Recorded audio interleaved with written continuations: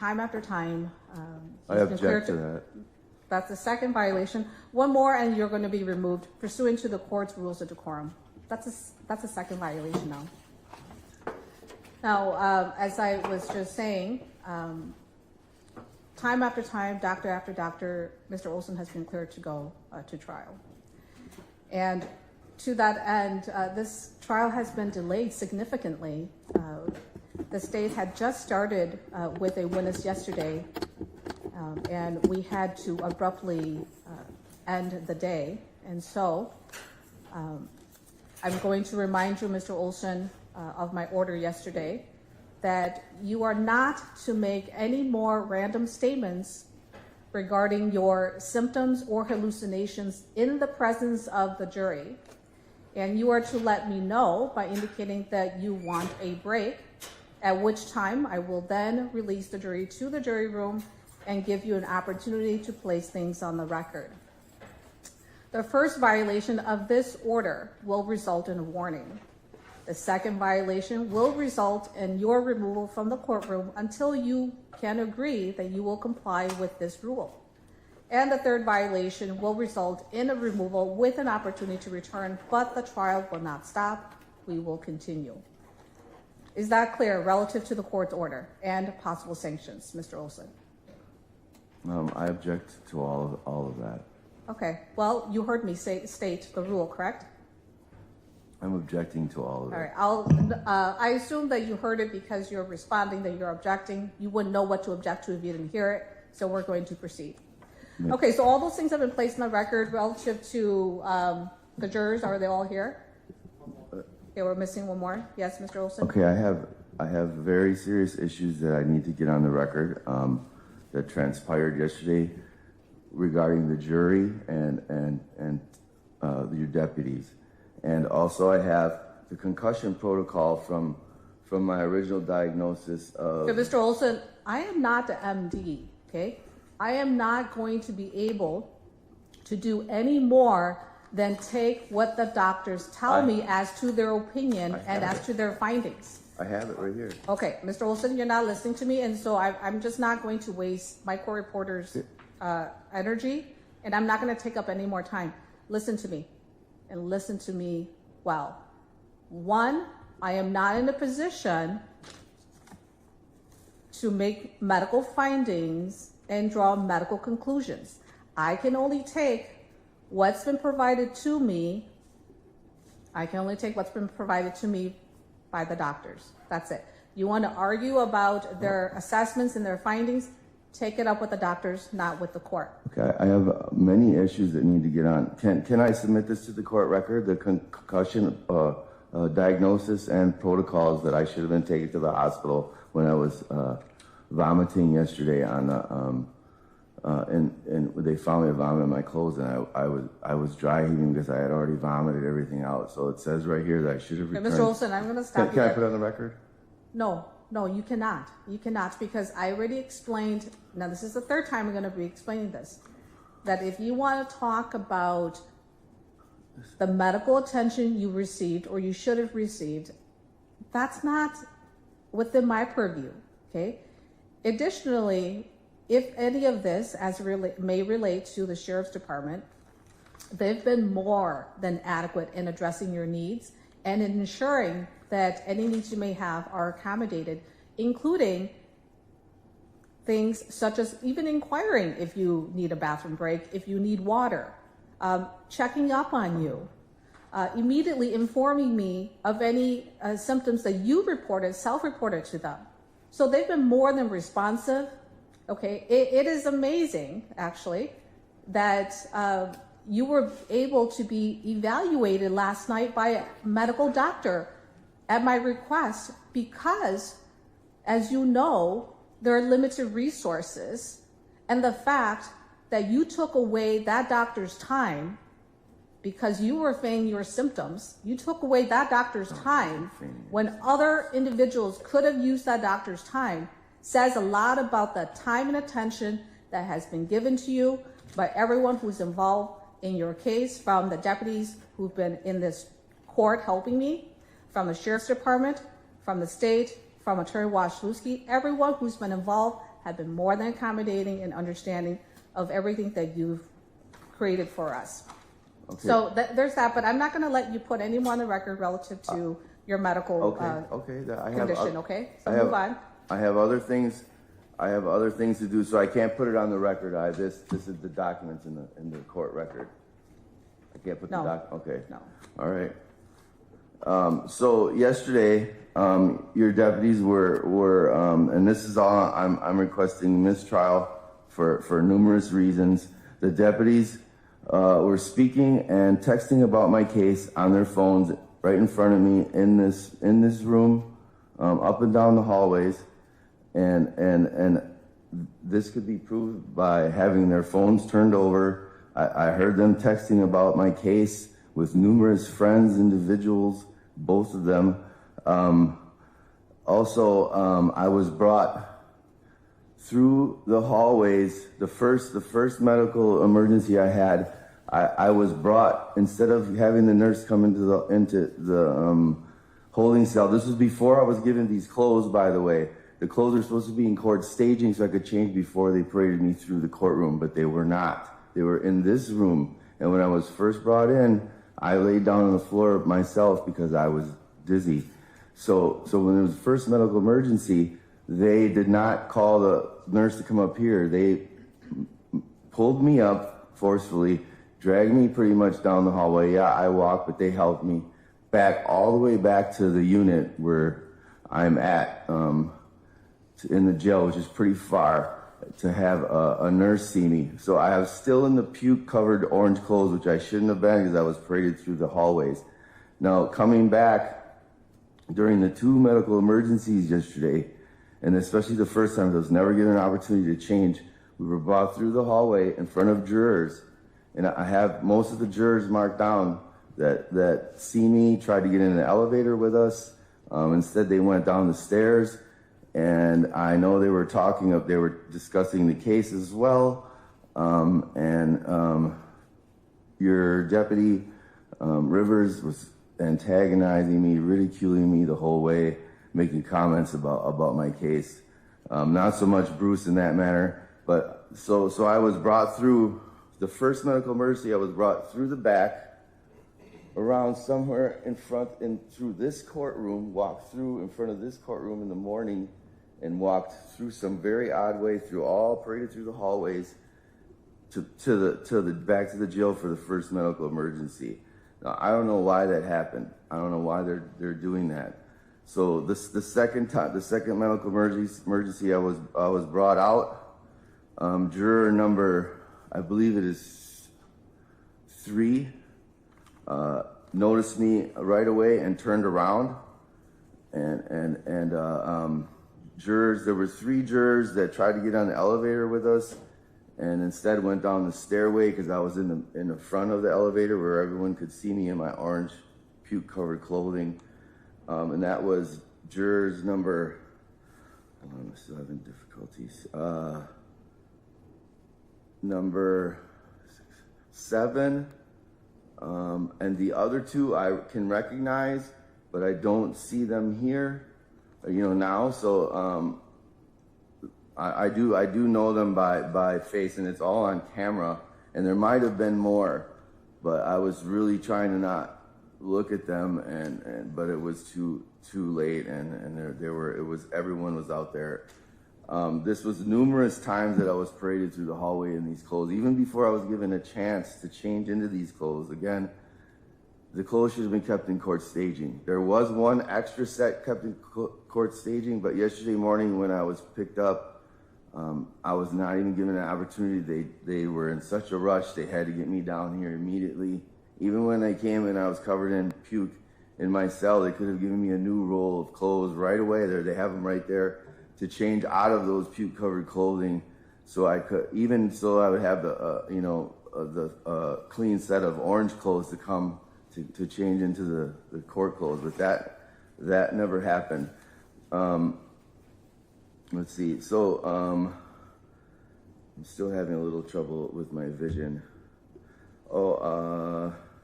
Let's see. Just bear with me here, please. When I was brought back for the first medical emergency, all the staff over there in the hole where I was placed punished for having a seizure. I did not do anything wrong. They brought me back to that unit. Those unit officers and Sergeant Wilborn all complained to your deputies. This is why they brought me all the way back to the jail for a medical emergency when it should have been called immediately, especially with the condition that I'm in. And they took pictures of my face. The sergeant, who was very nice, Sergeant Wilborn, he took pictures of my face and wondering what is going on and why the jail or the court didn't call the fire department. So that was Sergeant Wilborn, and that woman, to clear me, all she did was take my blood pressure. There was no medical evaluation, just for the record, and that's all on camera, all on video.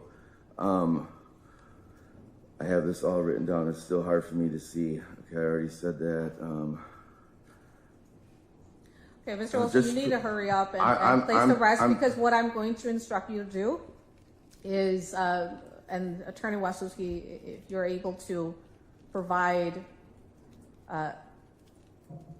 information to Mr. Olson in this context, but I don't think he needs a whole lot of information because filing motions is nothing new to Mr. Olson. This case is full of motions he's filed. But my instruction to you then, Mr. Olson, is to put all of that in writing in the form of a motion, and I will entertain it, okay, during a break. I know that one of your requests is for a mistrial. You provided some of the basis for that, but relative to your motions before the court, put in writing. We don't have all morning for you to orally put on the record your motions. And in addition to that, I think for purposes of the record and to ensure that you've completely captured all your thoughts and your basis for your motions, for you to put it in writing. Paper and pencil will be provided to you. Attorney Wasilewski, if already indicated, should provide information to you in that regard so that you're able to put in your motions. But as I just stated, I don't think that motions are anything new to you because you filed numerous motions in the past. So we're going to move on, but I heard you loud and clear, and ultimately your ultimate request of the court is to declare a mistrial. Okay. That's it. No, Mr. Olson, that's it. That's it. We're done. We're done. We're going to go off the record. Check for the jurors, please. We're off the record. Do not say any more. Oh, they're all here? Okay. Let's take about a 5-minute break. She's got to let me speak. She basically told you. No, but she's got to let me speak. The Supreme Court rules is a judicial code of conduct, 60.04. She has to let me speak, especially during my trial. These are very important issues that the deputies are doing. I might, if I were your jurors, this is extremely serious. If I were your lawyer, I might take the same position, but you're stuck with her orders and you have to follow them. So she's saying put it in writing. Well, so at least back me up. Okay, so hold on. So when you helped them with fixing the court or the jury instructions, you weren't my lawyer then, but you assisted them in respond for me. I was supposed to be allowed to speak. It's a judicial code of conduct. She cannot stop me from speaking. She cannot interrupt me. I get punished for interrupting her, but she interrupts me and doesn't get punished. That's not right. she's the judge. Well, that doesn't matter. I'm a human being. She's not a god. She's not. Yeah, but she doesn't. She never interrupts her. She never interrupts her. Only me. And that's not right. And you need to start. You need to. No.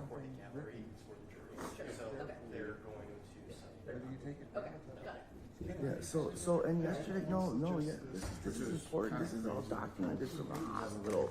I mean, you look at my face. Look at how my head was yesterday.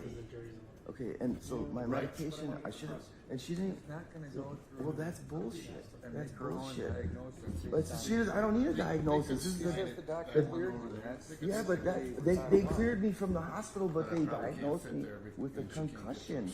Well, that's and last week. Is that her chamber? Friday and Monday. It doesn't matter. So we started trial. See, here's the thing.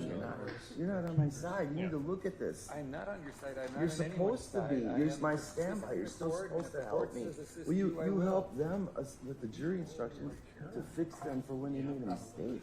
But you don't even want to help me when I have documentation of a concussion and the concussion protocol on Friday and Monday, and we started trial on Tuesday. And by the way, also, so I need to get on the record also that it's a complete Brady violation for them not giving me the entire discovery with exculpatory evidence. Yeah, it's the third day of trial, and this is the first access I'm going to have to the entire discovery. It's automatic. That's good. I want everybody to know that I was withheld discovery, complete discovery, and I would let it be known. And she's talking about my motions. My motions 1 through 11, which the most recent motions, none of them were heard.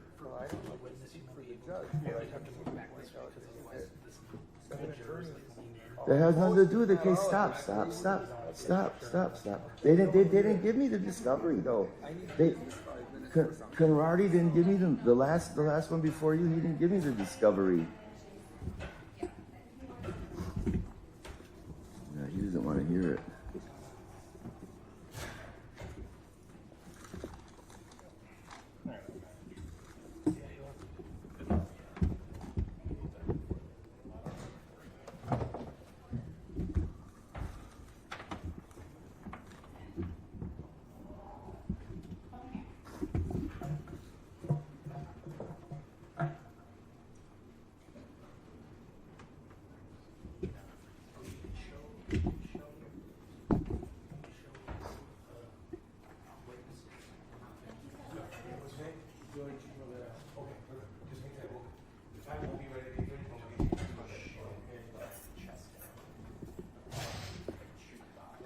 Bruce. So I refused to take the wheelchair, right? And I said, no, we were walking one direction. He was grabbing it. And he said, no. So I just continued to walk, and I thought we were going in that direction. And he's telling the judge that I'm walking or running away. It's ridiculous. I was continuing to walk. So if we have trial tomorrow, I appreciate you from me, not him. I mean, that's just ridiculous. I'm not walking away. He was grabbing the wheelchair, and I said no. So he wanted me to hurry the whole time, and he's dragging me through the hallway basically. So I need you to please come get me if that's whenever or bringing me back and forth. I'm tired of him being so aggressive, especially in my current state. Is it possible for someone to get my dizziness and nausea medication from the jail? I was supposed to be getting it 3 times a day. No, I was stuck in the elevator. You were the one that was stuck. We had facilities that come to every night at work. It's like, was it you guys that were stuck? That's what I asked you this morning. Got stuck in the elevator? Oh, sorry. Yeah, me and Jenna were stuck. Are you okay? Hey, we're fine. Okay, that's really scary. Did you die hearted? How long were you in that? It was like 30 minutes. Oh, Jesus. Yeah, the fire department. Was it hot? He's got the headband. He knew it was up there, like Rambo. Yeah, you crawl through the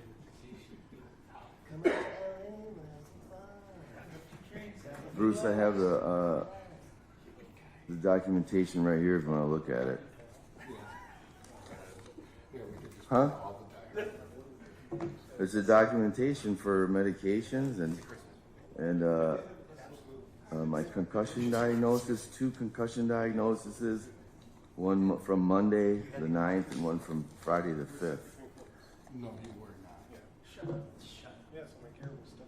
It's labeled as a traumatic brain injury diagnosed by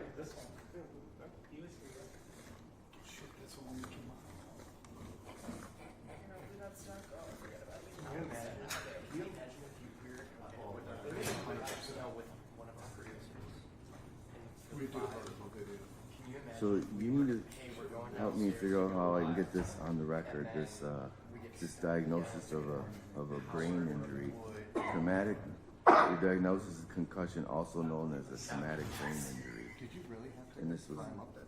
How did you get it? but this is also from the 9th. There was 2 diagnoses, and he said to refer back. Yeah, so what it says is that it's the same. So the head injury from the 9th, it goes back to that for me to go back to this for that. So the head injury on the 9th was worse than the one on the 5th. I had a golf ball sized bump on my head sticking out. So the injury on the 9th was worse than the one on the 5th. So he just documented as to use these same protocols in the diagnosis. So I needed to get those because this is huge. This is an automatic either appeal or mistrial because I was not able to function properly, especially yesterday. Because that people are just letting it roll and they don't care. Do the flag or something. For the last half hour, it took me longer to get back to normal. Yesterday, we got back like 2 days. Because I know our people are just like, yeah,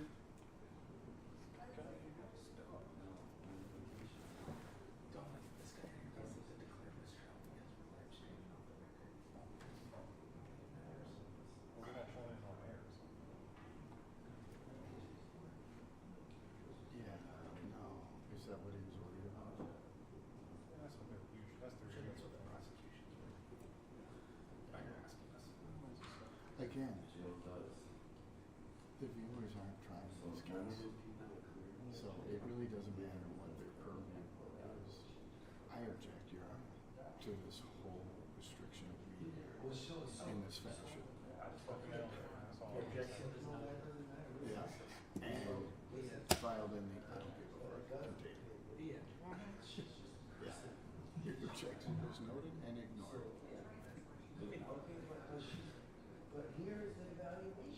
How bad is the glass through here? It's awful. We have weird. Prosecution is bad, so. So you know it's bad, isn't it, for the prosecution? Yeah, but the defendant and judge is okay. That's the best one. Why can't they take this TV and slide it right up into this corner? Because it's for the jury. I know, but I mean, just slide it right. It's literally, Like, why can't it be right here? so every time, stop the live stream. Do they? That's what she just said. Oh, she? She said, none of us, the live stream right now. Even the early stuff? Even though it was her. Yeah, well, that stuff was on there. Admonishment. I know, but she's listening, she's watching it. Okay. Every time, and she said, she told me to text her every time he'd say, it's off the record. All right. Well, he's just hanging out the flag stick. That's, I think, Wes, every time we go off the record, just go up to the flag, then, and then you can tell Mariana that we'll just, the camera will peel off. When she sees it, that's her cue that it's going off the record. Just because to start, stop, control the audio, can't really do that. Just too much. So we're gonna miss some really good stuff. As soon as we go. Right, he's already got 2 strikes against the bill. He's got 2 strikes against him. I'd say within the first hour, 3 that night. And I had the second concussion over Set a time then? They cleared me to the hospital as well. Someone's getting married. Tell her I said congrats. Who is? She got married in October. She was already married. She's already married? Yeah. It's been a while.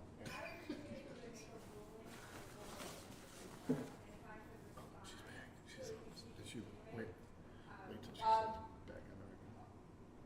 I'm not gonna make a ruling, but I will play something on the record. Bill, you ready? On the record. Okay, we're on the record outside the presence of the jury. After we got off the record, I did ask to speak with the deputies, and in speaking with them, for me to fully understand their protocols. as to how they communicate. And by way of example, I'm not aware of their protocols, and I don't expect that Mr. Olson is either, because one of my requests to the deputies, Deputy Bruce and Deputy Rivers, was to have the jail nurse come up here to evaluate Mr. Olson, which I learned that's not their protocol. They do not do that. So again, by way of example, I don't know their protocols, not all of it, and certainly don't expect Mr. Olson to know. But that was my intention, was to understand from the deputies who've been assisting me what their protocols are, and they informed me of that. I've given Mr. Olson an opportunity to put in writing his request for mistrial and to articulate all of those bases and support for his motion. At this time, given everything I know and everything that's transpired in this case, having heard some of the bases, if not all the bases so far, on Mr. Olson's motions, including the motion for mistrial, and the fact that the court's giving him opportunity, I'm not ready to rule on that motion, but this also means that the trial doesn't stop. It needs to continue. From what I know so far, it's not a sufficient basis for us to stop this trial or for me to rule at this time. And given the information I have, if I am to rule, there is no mistrial. So short of ruling without having all the information, I'm going to give Mr. Olson an opportunity to put that in writing, and we'll continue with the trial. That's all. Okay, that's all. We're going to go off the record while we're bringing in the jury. I just need to know when I have to have it Mr. Olson, that's the third violation now. We're about to bring in the jury. You do it one more time, you're going to be removed, consistent with the court's rules of decorum.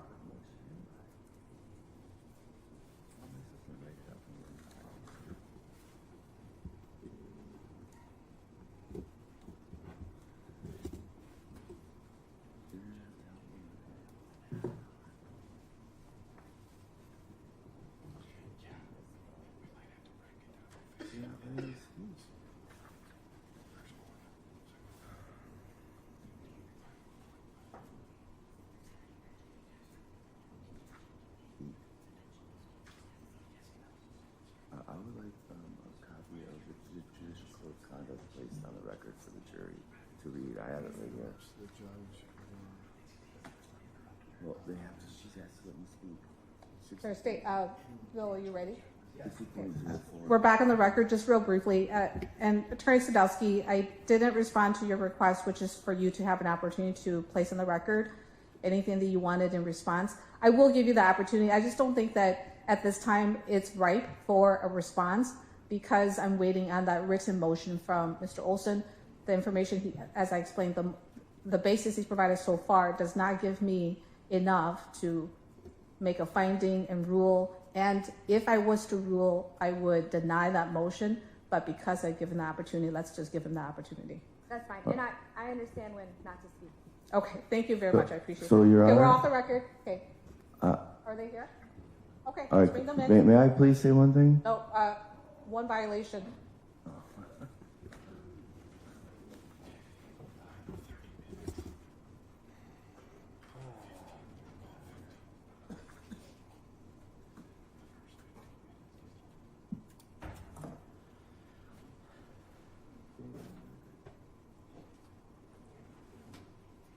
Bound by these rules. I have to. Okay, but I also have.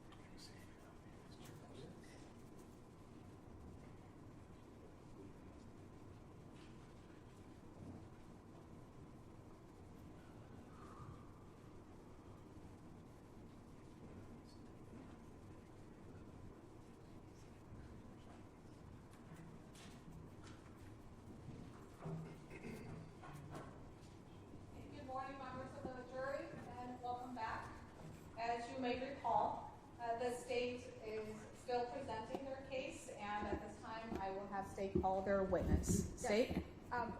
I'm going to continue with Christine Endal. Okay.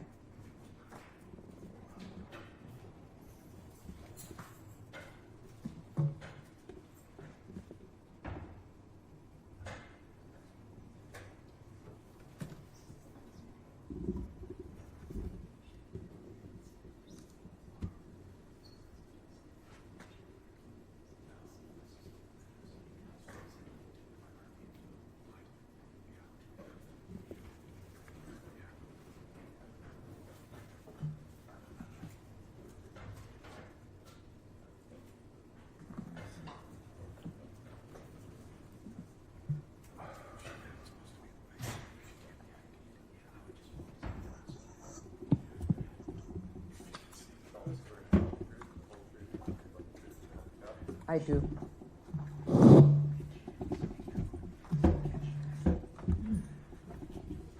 And could you please state your name for the record?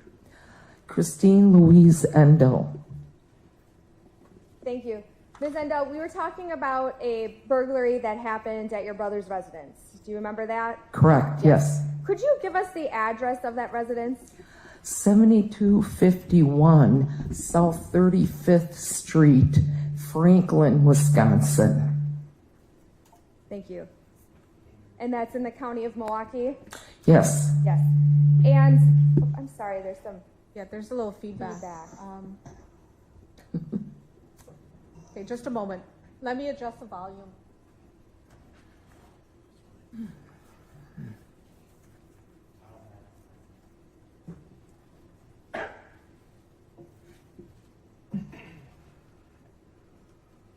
Okay, I did turn down the volume a little bit. Hopefully that helps with the feedback. We have a little bit of a feedback. Could you let Mike Pook know?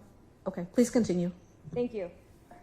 Ms. Endal, then we were also talking about the residence. You gave us the address. You spoke a little bit about doors that were damaged potentially. Could you talk to us a little bit about that? Yes, he has two doors. He has a front door and a side door. And the frame on the side door, it looked like it was chiseled. I could not get in through the side door. And then what about the garage? The garage, the door was closed when I had gotten there with my brother. And why is that unusual? The garage door was always closed, but my brother never locked that garage door.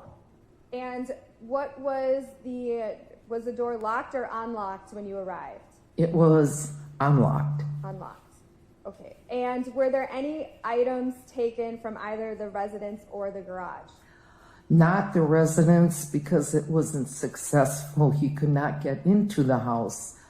There was a bike that was taken out of the garage, and in the backyard there was a WD-40 can laying in the grass, a flashlight, and two tools. I'm not sure whether it was a screwdriver or a pliers. And the items that were found in the backyard, where were those located? Where were those usually located? Let me correct Okay, that. he has 3/4 of an acre back there. Okay. They were relatively close to the house. I would say they were located on the closer to the southeast corner on his property, 30 to 40 feet in that area. And where were those items kept were those items kept in the house or in the garage? The garage. The garage. The WD-40, the other items were kept in his garage, and like I said, he didn't lock the garage. Why? I don't know, but that was his choice. Okay, that's fine.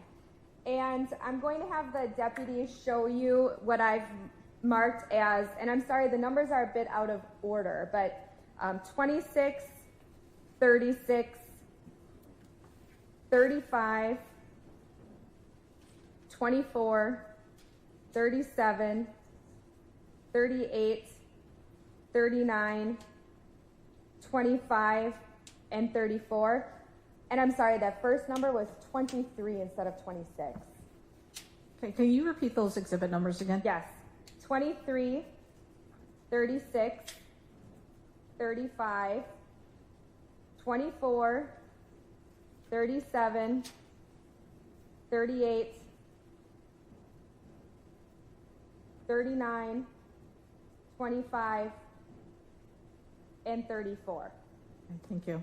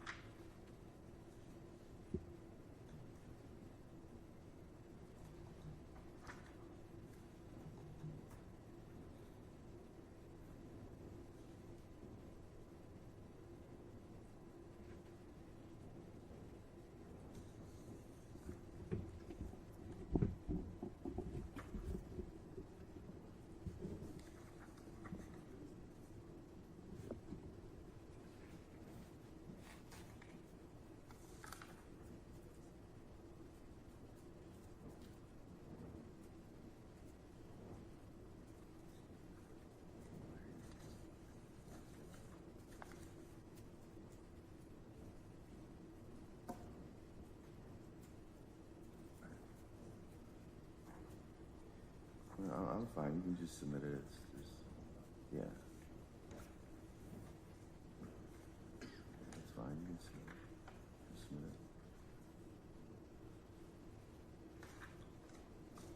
it. Now, Ms. Endal, as you're receiving those are those photographs of your brother's house? Yes, they are. And if you want to page through them, try to keep them in order though. The house, garage, and the item that was taken. If you could look through those photos.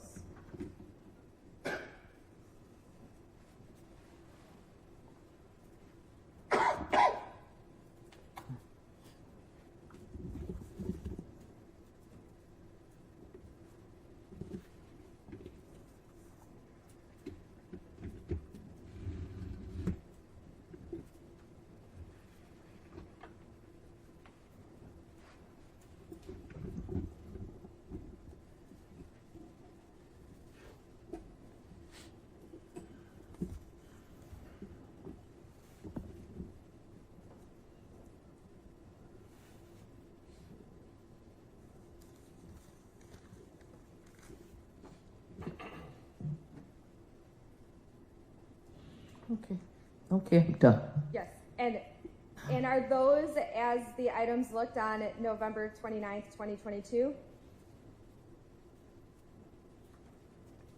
The pictures that you're showing me of the bike and the door, the entrance side door to the house, yes, they are. Thank you. I'd ask that those exhibits be moved into evidence. Any objection?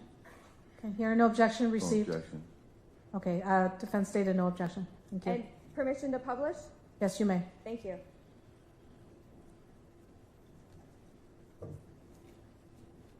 And Ms. Endal, we'll just go through these. This is exhibit number 23. Is that your brother's residence? Yes, it is. And what are we looking at here? You're looking at his house on 7251 South 35th Street. You're looking at the front of the house. And the garage? Yes. And this is exhibit number 36. Which building is this? You would be looking east as if you were standing toward the backyard. That's the side of his garage.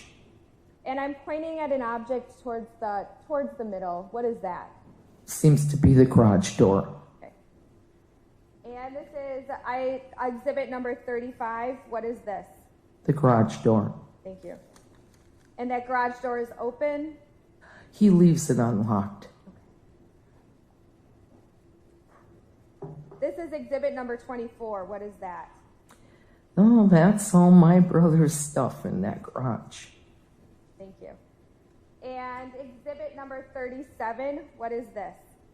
you're looking at the side entrance of the house, which he uses with the wheelchair. There is a ramp on the side door.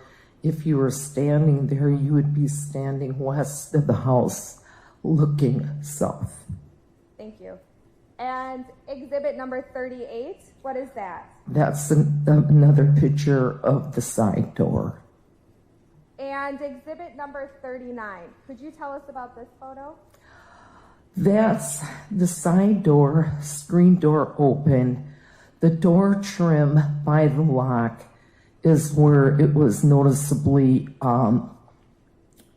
chiseled, or it was broken up in that area, but unable to make entrance.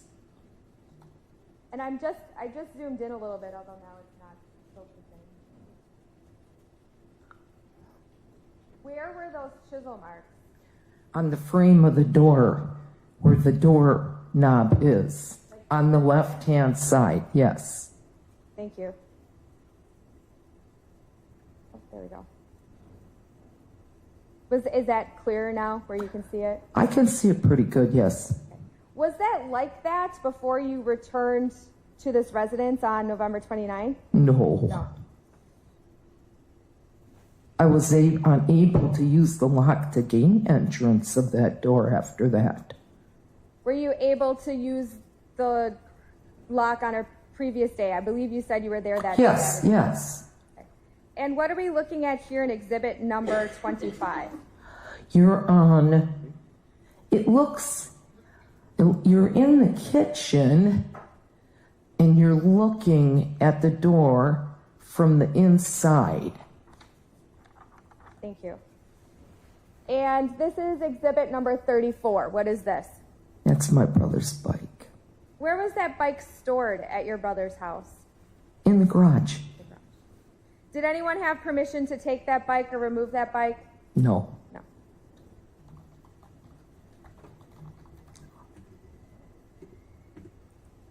I have no further questions. Thank you. Okay, Cross. So do you own that residence? I do not own it anymore. I did for a short time. Did you own it at the time that this alleged incident occurred? No. Okay, so you're not the injured party, correct? I did not own the property at the time that this occurred. Afterwards, I did own it. Okay. Are you aware that any of this, who damaged any of these items at the garage personally? Are you personally aware of any? Personally, I did not see that individual. Okay.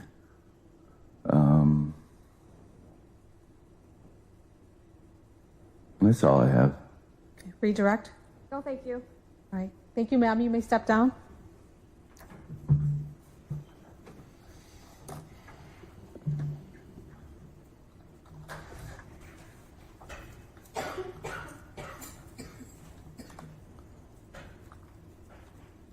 Okay, State, please call your next witness.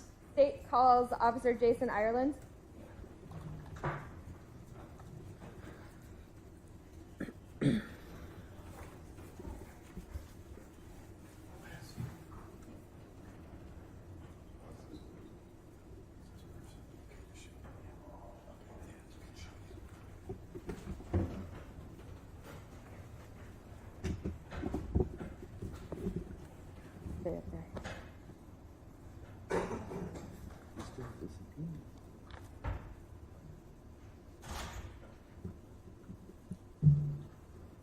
Raise your right hand. You solemnly swear to tell the truth, the whole truth, and nothing but the truth, so help you God? I do. Please spell and state your name for the record. First name Jason, Jason. Last name Ireland, like the country, Ireland. Thank you. Captain Ireland now, is that correct? Yes, ma'am. Yes. And you're employed with the City of Franklin? Yes. Yes. How long have you been with the City of Franklin? 10 years. 10 years. And in what capacity were you employed in November of 2022? I was a patrol sergeant. Patrol sergeant. What are the responsibilities of a patrol sergeant? Essentially, we'll oversee, well, directly supervise the patrol officers on whatever shift we're assigned to. Okay. And Captain Ireland, that microphone is totally movable. So you see it, like, pull it right up to your mouth. It's Okay. a little quiet for me, and I'm in the same room as you. So Sorry, my voice. that's okay. Were you involved in the investigation of a Mr. Timothy Olson? Yes. Yes. What was your role in that investigation? I believe I was working overtime on day shift, and when I came in, the investigation was already underway, and I began getting involved when I began my overtime shift. And when you say you began to get involved, what did you do? I was briefed by the previous sergeant that was working, and then met up with Officer Hernan, who was the primary investigating officer at that time. Were you assigned any specific roles, or did you volunteer to do any assistance on the investigation? I believe I had to assist him with, I think I did a flock search for him on the victim's vehicle, and then assisted him with developing the photo array. So let's talk first about the flock search. FLOCK, correct? Yes, ma'am. What is that? It's essentially a company that uses automatic, or I should say automated license plate recognition software to read plates, determine potential vehicle models, vehicle makes, and then it also reads like the color of the vehicle as well. And it allows you to search based on those descriptors. So when you say it allows you to search, what do you do specifically? In this case, we had a plate, so you just essentially enter the plate, and then it'll search FOX database, which encompasses any law enforcement agency that purchases, or it's really a subscription program with their flock cameras, which can be affixed to a traffic pole or a standalone pole that's installed by the company. So am I correct in assuming law enforcement agencies put up these cameras? Is that right? Yes, or flock. It just depends on your contract with them. Okay. And then you enter a license plate into a computer, and it pulls up anywhere that this license plate appeared on those cameras? Yes. Yes. Okay. And regarding that search, were there any hits regarding the victim's vehicle in this case? Yes. Yes. And do you know the victim's name? Betty Hannell, I believe. Betty Hannell, yes. Did you ever have any direct contact with Ms. Hannell? No, ma'am. No. I'm going to have the deputy hand you exhibits numbers 20, 21, and 22.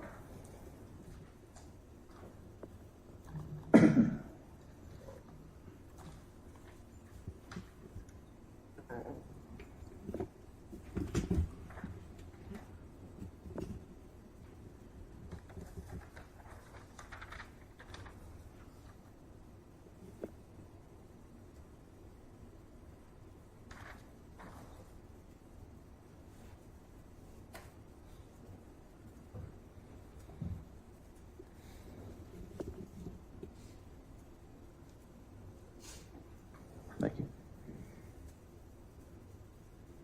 Captain Ireland, do you recognize those exhibits?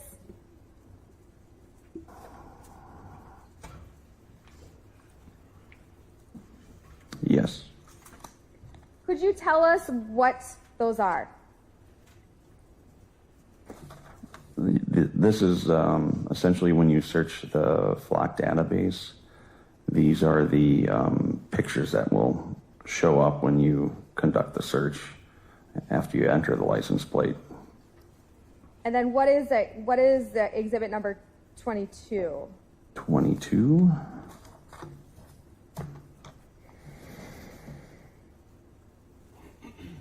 Yeah, this is just a printout with the license plate read, and then the location of the either LPR, which is a license plate reader, or the flock camera, and then the event date and time. Thank you. I'd ask that those exhibits be moved into evidence. Any objection? No objection, Your Honor. Okay. Received. Thank you. Permission to publish? You may.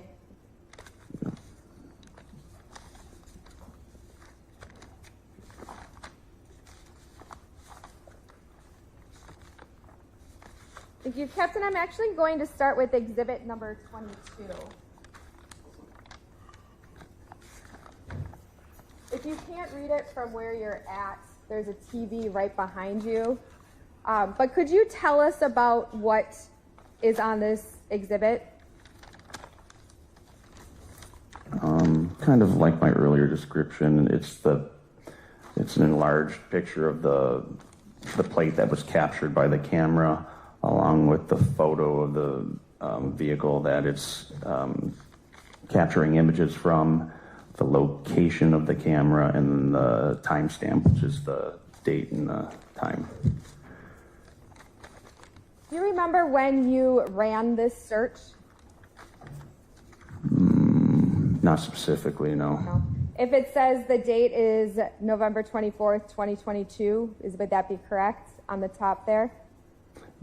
Yes, that would make sense. That was the That day would we make worked. sense. I probably did it.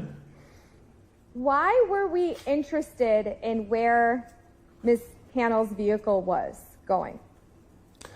I believe initially there was, this was the beginning of the investigation, so I believe I ran the plate, and then we took the information that we were able to verify, and then I essentially developed a map for like evidence canvassing that we could use with kind of a timeline and location of where the victim may have been. So you use the term evidence canvassing. What does that mean?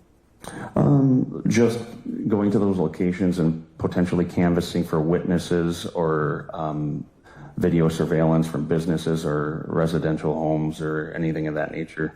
You're trying to figure out what was going on. Yes. Yes, because you had a woman saying she was kidnapped for 16 hours. Mm-hmm. Okay, just making that again. Oh, yes, I'm sorry. Your Honor, may I object? I want to make clear that she's an alleged victim, and that the claim that someone was abducted, I think that she's misleading the jury with her comments.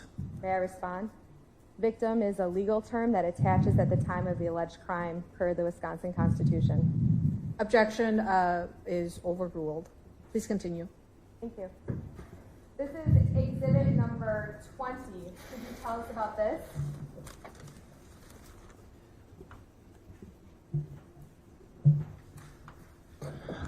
Yes.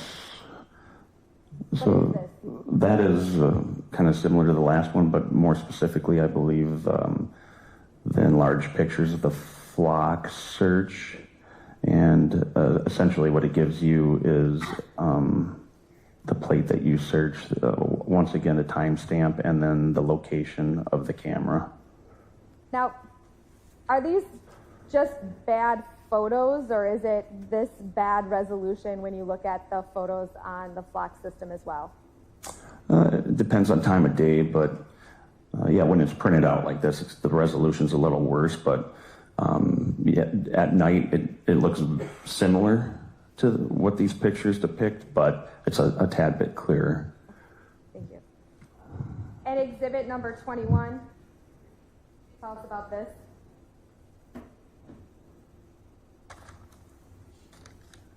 Yes, it's similar to the last ones. It's from, it's enlarged pictures from the flock database.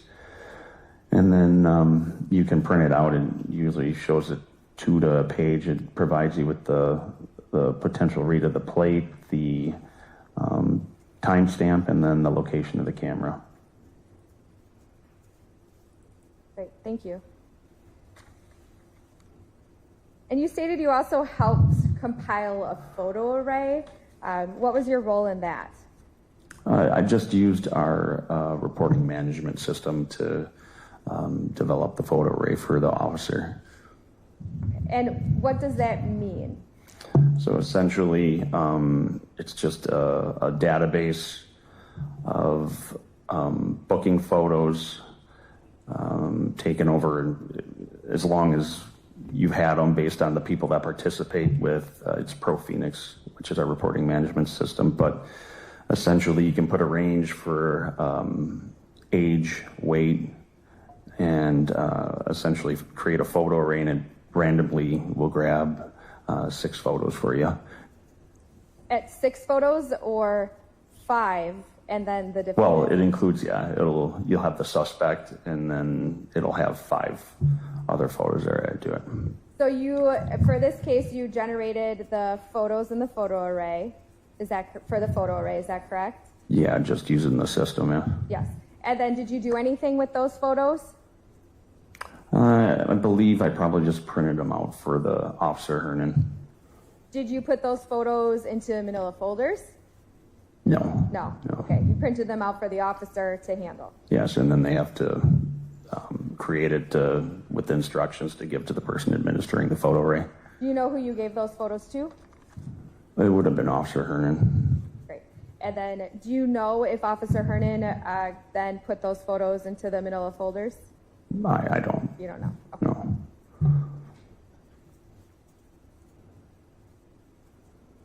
I think you have nothing further. Okay, Cross?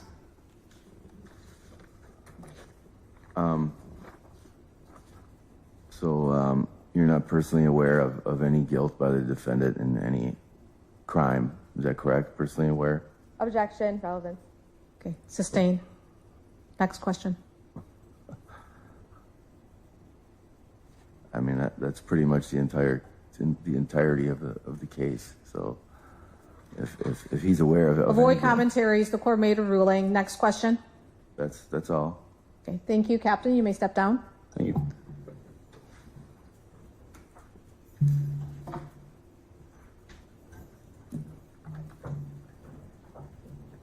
Okay, State, please call your next witness. Yes, the state is calling Officer Gabriel Fristy.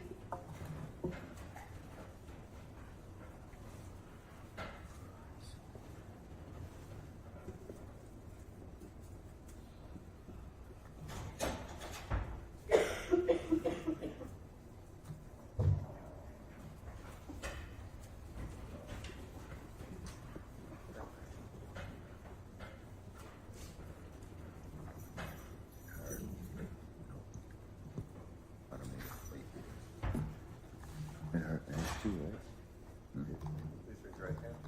Do you solemnly swear to tell the truth, the whole truth, and nothing but the truth, so help you God? I do. And please state and spell your name for the record.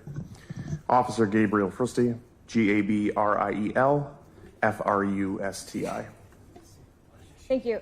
Officer Fristy, you're an officer with the Franklin Police Department, is that correct? Yes. Yes. How long have you been with the Franklin Police Department? 17 and a half years. So you were employed in that capacity in November of 2022? Yes. And we're here today to talk about the case against Mr. Timothy Olson. Were you involved in that case? Yes. It's my understanding, I believe you had 2 roles in that investigation. Is that correct? Correct. Let's talk about the first time or the earlier part of that investigation. Were you involved in the arrest of Mr. Olson? Yes, I was. Yes. What was your role in that part of the investigation?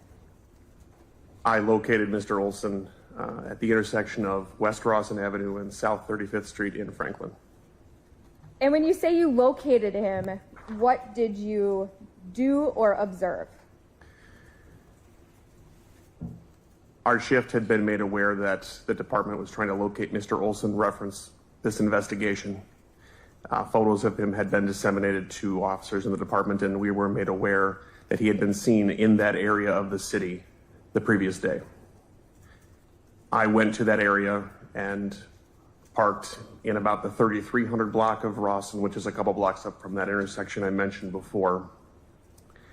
And I saw a subject who matched Mr. Olson's description walking northbound on 35th Street, crossing Rawson Avenue. And I'm going to have the deputy bring you what's been marked as exhibit number 57.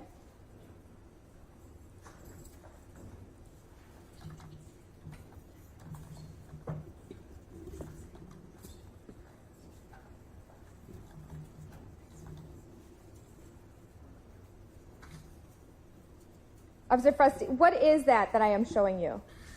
This is a map which shows the intersection of, or a portion of the intersection of 35th Street and Rawson Avenue, as well as the adjacent condo complex. Is this a map that you generated? No, No. Do you know who generated this map? one of my partners. I don't know which one. Do you know what online resource he used?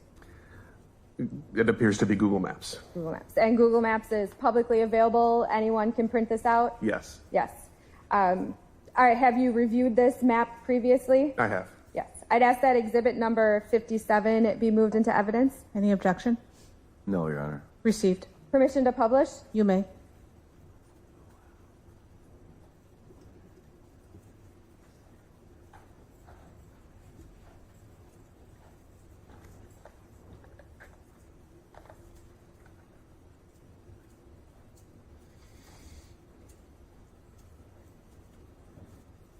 Officer Fristy, I have up on the screen what is exhibit number 57. Are you able to view it? Could you adjust it? I don't see Rawson Avenue in the view there. There. Thank you. Yeah, sorry. There is also this glare, so that's why I've been trying to hold something over it. Is this the area you were in on, and what date was it? Did we go over the date? We did not go over the No. date. What date were you looking for Mr. Olson? November 29th, 2022. Is this the area you were in on that date? Yes, if you look at the map, you can see 35th Street traveling up and down or north and south, and Rawson Avenue is the east-west road. My location was just outside of this picture to the east of that intersection. And this is, when you say to the east, I'm pointing like off the map down towards that bottom corner. No, it would be that way. This way, okay. Could you point at the TV actually? Sure. Thank you. Here's Rawson Avenue, here's 35th Street. I was parked about here. Okay, so the off, like the bottom right corner of the Yes. TV or off the TV. And you stated that you were, did you park there specifically for the purpose of trying to locate Mr. Olson? Yes. Yes. Were you able to observe him at any period? Yes. What did you observe? I saw a subject, tall male subject, walking northbound on 35th Street, crossing Rawson Avenue, pushing a bicycle. Were you able to observe what color this bicycle was? It was red. Red. And what did you do after you observed this person? Based on what I initially saw, I believe the subject I saw could be Mr. Olson. Based on the information I'd been previously given, I drove to the intersection of 35th and Rawson and started driving north on 35th Street as the subject was walking on the sidewalk on the west side of the roadway. And were you able to come into contact with Mr. Olson at that time? As I passed the subject, I was able to positively identify him as Mr. Olson. What did you do next? I broadcast the information, went up the street a short distance to make a U-turn and come back to attempt to contact him. When I turned around, I was briefly no longer able to locate him. Were you ever able to find him again? Yes. Yes. I remained in the area. I drove through the condo complex and back out onto Rawson Avenue. At that same time, a couple of my partners located him running through the the condo complex. So you were able to, did you observe that that was Mr. Olson Yes. again? I re-engaged with them when they located him next to one of the buildings and was able to again positively identify him as Mr. Olson. What happened next? Mr. Olson was being held at gunpoint by one of my partners, Officer German. He wasn't complying with the officer's instructions and attempts to take him into custody. Based on my observations and his lack of compliance, I deployed my taser. Was that successful? The taser didn't have the intended effect because Mr. Olson was wearing several layers of clothing, but the application of the taser did gain his compliance. Was Mr. Olson then able to be placed into custody? Yes. Now, regarding that arrest, did you have any other responsibilities for the arrest itself? I went with or accompanied Mr. Olson to the hospital when he was transported there by ambulance. Thank you. Now, regarding the investigation in general, were you ever dispatched back to the area of the arrest? Yes, I was. Why was that? At the time of this investigation, I was an evidence technician. I was sent back to 2 addresses on South 35th Street, south of Rawson Avenue, where it shows on the map here, to assist in burglary investigations. And you stated that you were an evidence technician. What does that mean? I had additional training in photography, evidence collection, evidence packaging, evidence gathering. And you were dispatched to 2 locations, you stated. Do you remember those locations? I don't know the addresses off the top of my head.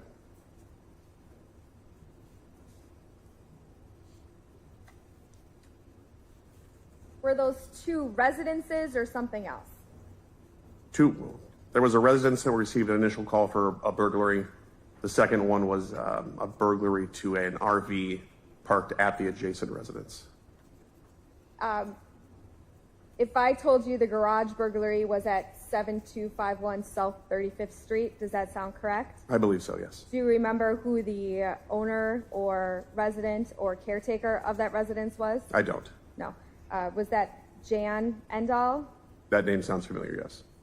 And then the RV burglary was, if I told you it was at 7271 South 35th Street, does that sound correct? Yes. And were both of those in the city of Franklin? Yes, they were. Milwaukee County, Wisconsin? Correct.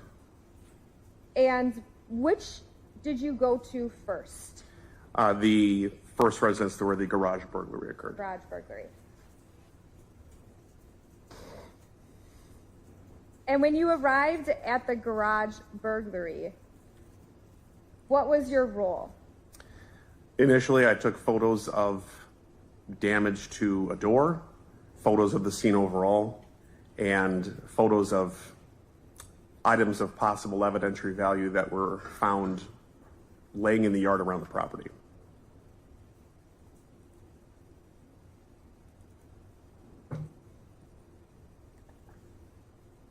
I am going to put up on the camera what was previously marked as evidence. You stated you arrived at the residence. This is exhibit number 23. Do you recognize that house? I do.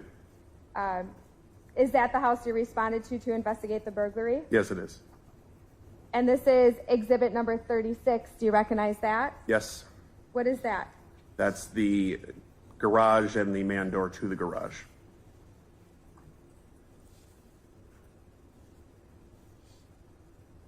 And this is exhibit number 35. What is that? The man door to the garage.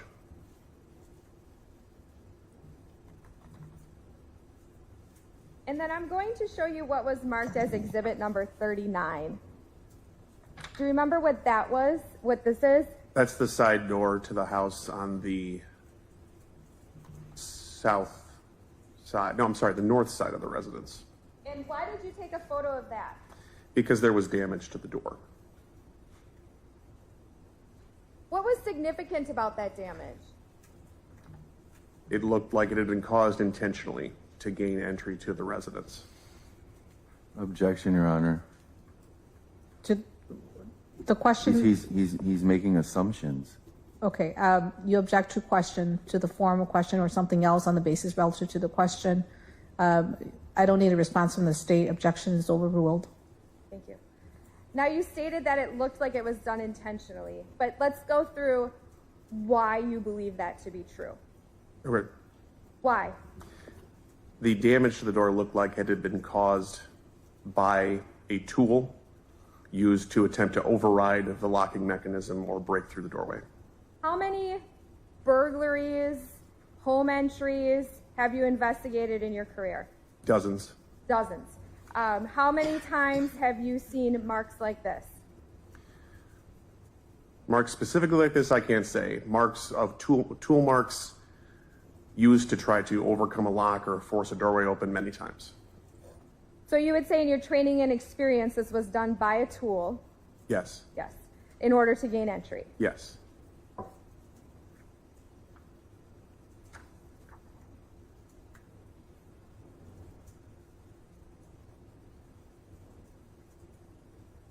And this is exhibit number 34. Could you tell us about that? That's a bicycle. I believe it's a photo of the bicycle that Mr. Olson was pushing at the time that I located him. And this is exhibit number 24. What is that? That is the interior of the garage at the address we've been discussing where the burglary occurred. Was there anything significant about that door? Not that I recall. Now, you also stated you went to a recreational vehicle burglary. Is that correct? Yes.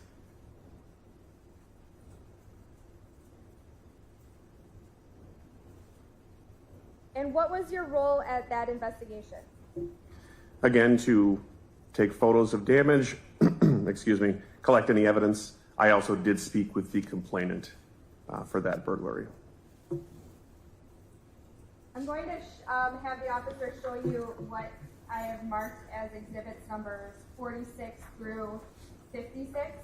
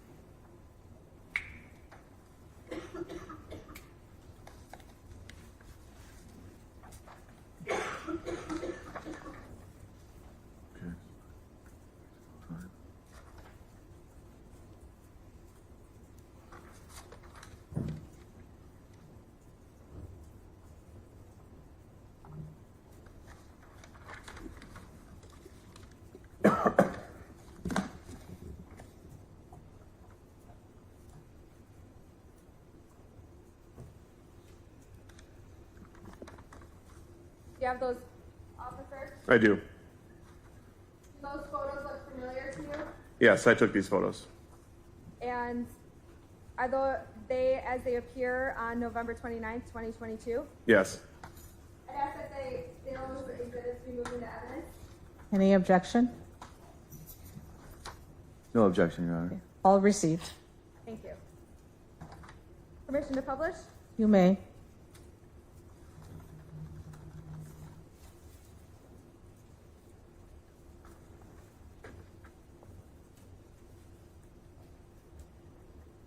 Officer, this is photo number 46. Could you tell us what that is?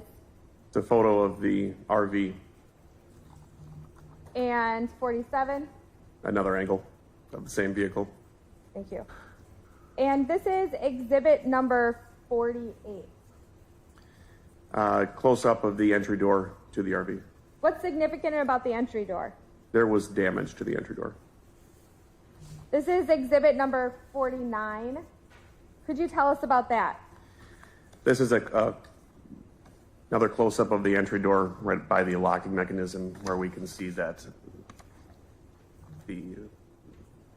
a tool was used in some capacity to force or pry the door open. Again, why are you making that assumption regarding this photo? Well, there's the frame of the door and the door itself are bent, as is the grab handle. It appears as if someone used a tool using the grab handle as leverage and pried open the door. This is exhibit number 50.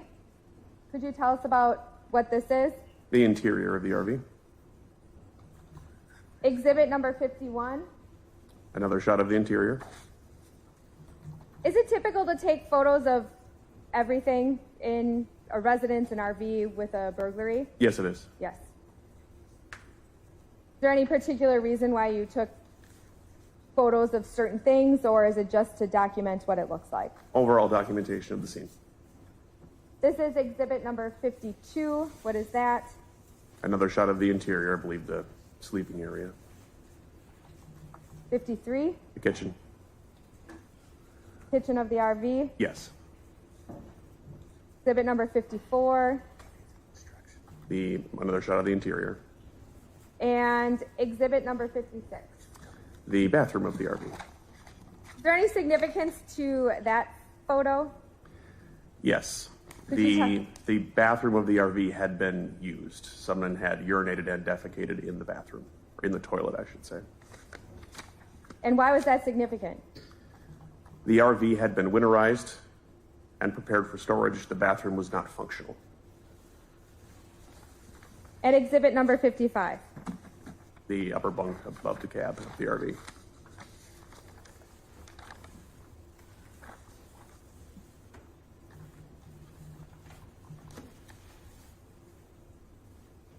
So you investigated these burglaries. Correct. Why are these burglaries linked to Mr. Olson, if you know? The bicycle that Mr. Olson was pushing when I located him was reported taken from the garage of the first residence. Mr. Olson, at the time of his arrest, also had several items of property, including a pocket knife, some bottles of shampoo, and an electric bike key, which the owner of the RV identified as having been stored in the RV.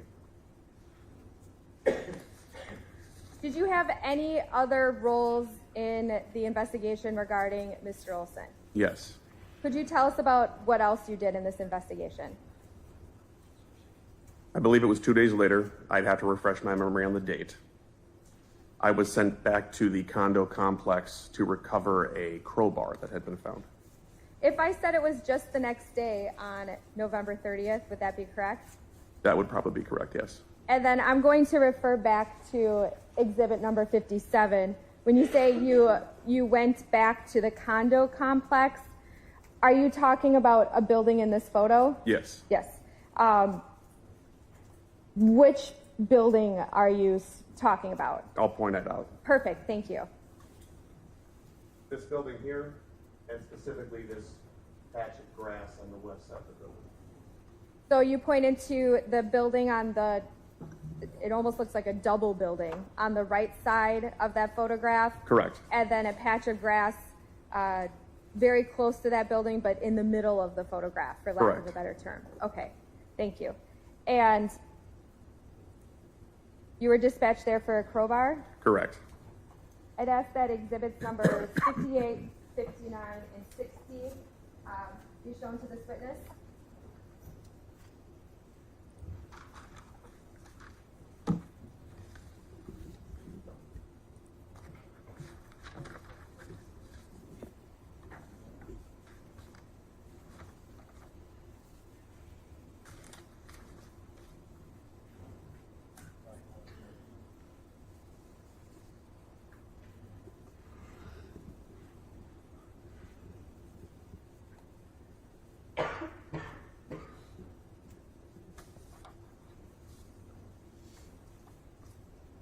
Do you recognize what's in those photos? Yes. Yes. What is in those photos? That is the crowbar that I recovered. I'd ask that those exhibits be moved into evidence. Any objection? No, Your Honor, I'm fine. Received. Permission to publish? You may.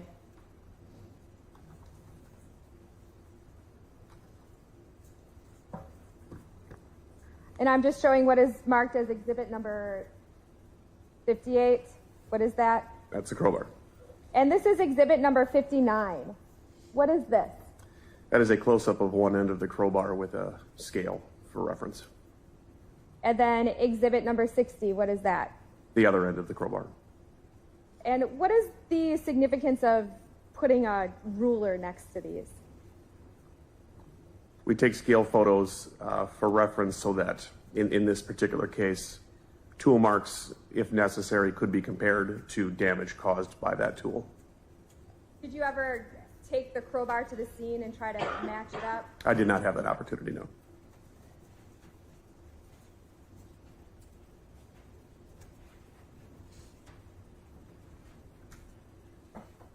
I have no further questions. Thank you.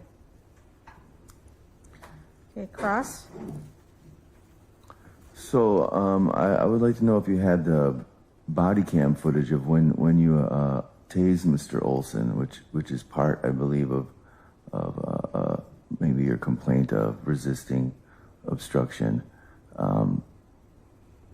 Isn't it true that when you tased Mr. Olson, he was actually already on the ground with his hands behind his back, and the officer was in the process, if not already cuffed? I don't exactly remember, but isn't that true that he was actually already on the ground and you tased him anyway? Objection sustained. Re-asked her question, but not in a compound format. Okay, isn't it true that Mr. Olson was already on the ground when you tased him in compliance? That is not true. Do you have the body cam footage of that? In 2022, the Franklin Police Department was not equipped with body cameras. So does anyone from that scene have body cam footage from that arrest? In 2022, the Franklin Police Department was not equipped with body-worn cameras. Okay. All right.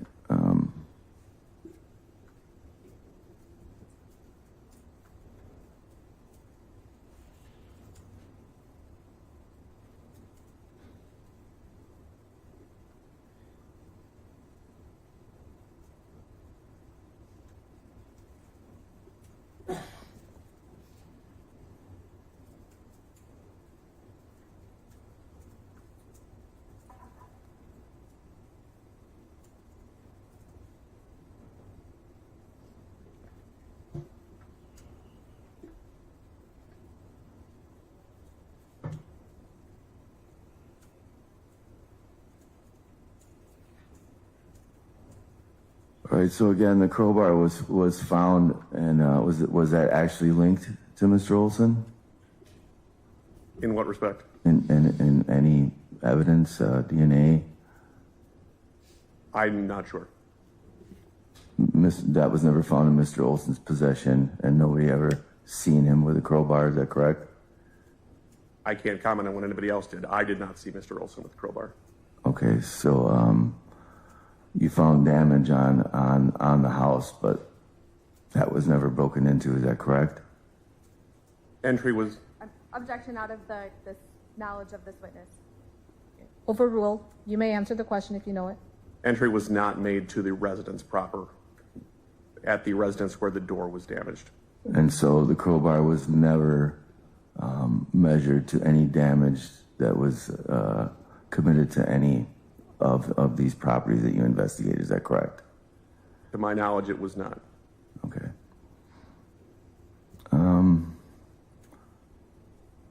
That's really all I have. I just wanted to make sure you have... Thank you. No commentary. Okay, redirect. Just briefly, Your Honor. I'm referring back to exhibit number 57. You stated the crowbar was found in this area right here previously. Correct. How were you contacted about this crowbar? At the time of Mr. Olson's arrest, there were contractors doing work on that building. One of the contractors was the subject who contacted us about finding that crowbar. And there are red dashes on this map. What are those red dashes? Those red dashes indicate Mr. Olson's flight path through the condo complex before he was taken into custody. And could you just describe for us in plain words what's a flight path? The way he ran. The way he ran.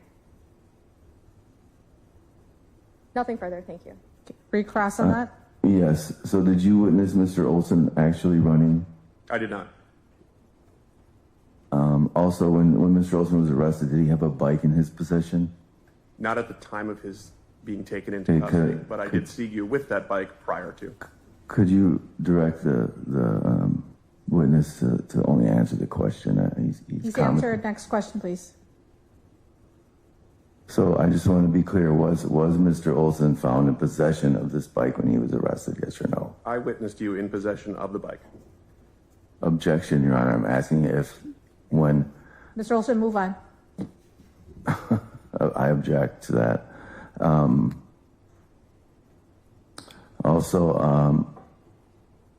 So where the crowbar was found, where was this at? And there's no... Is it correct that there is no path indicating that Mr. Olson was in this area. I'm not sure where it was found, but if somebody could point out, because this path I don't believe was there a crowbar Also, found in no this? commentary. You're not testifying. Just ask your question. I believe you did ask the question. Okay. Officer, do you need that question repeated? Yes, please. Just the question. Please repeat that question. Where Only was, that question. where was this crowbar found? Here.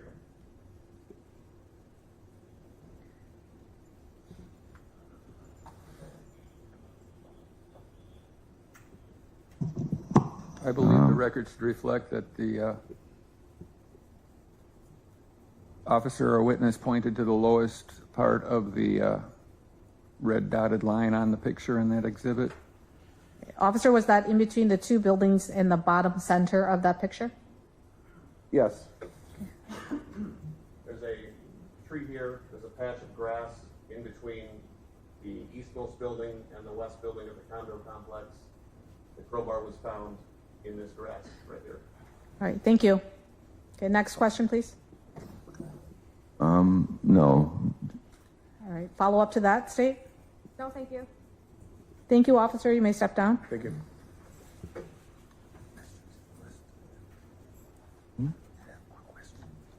State calls Officer David Chrissy.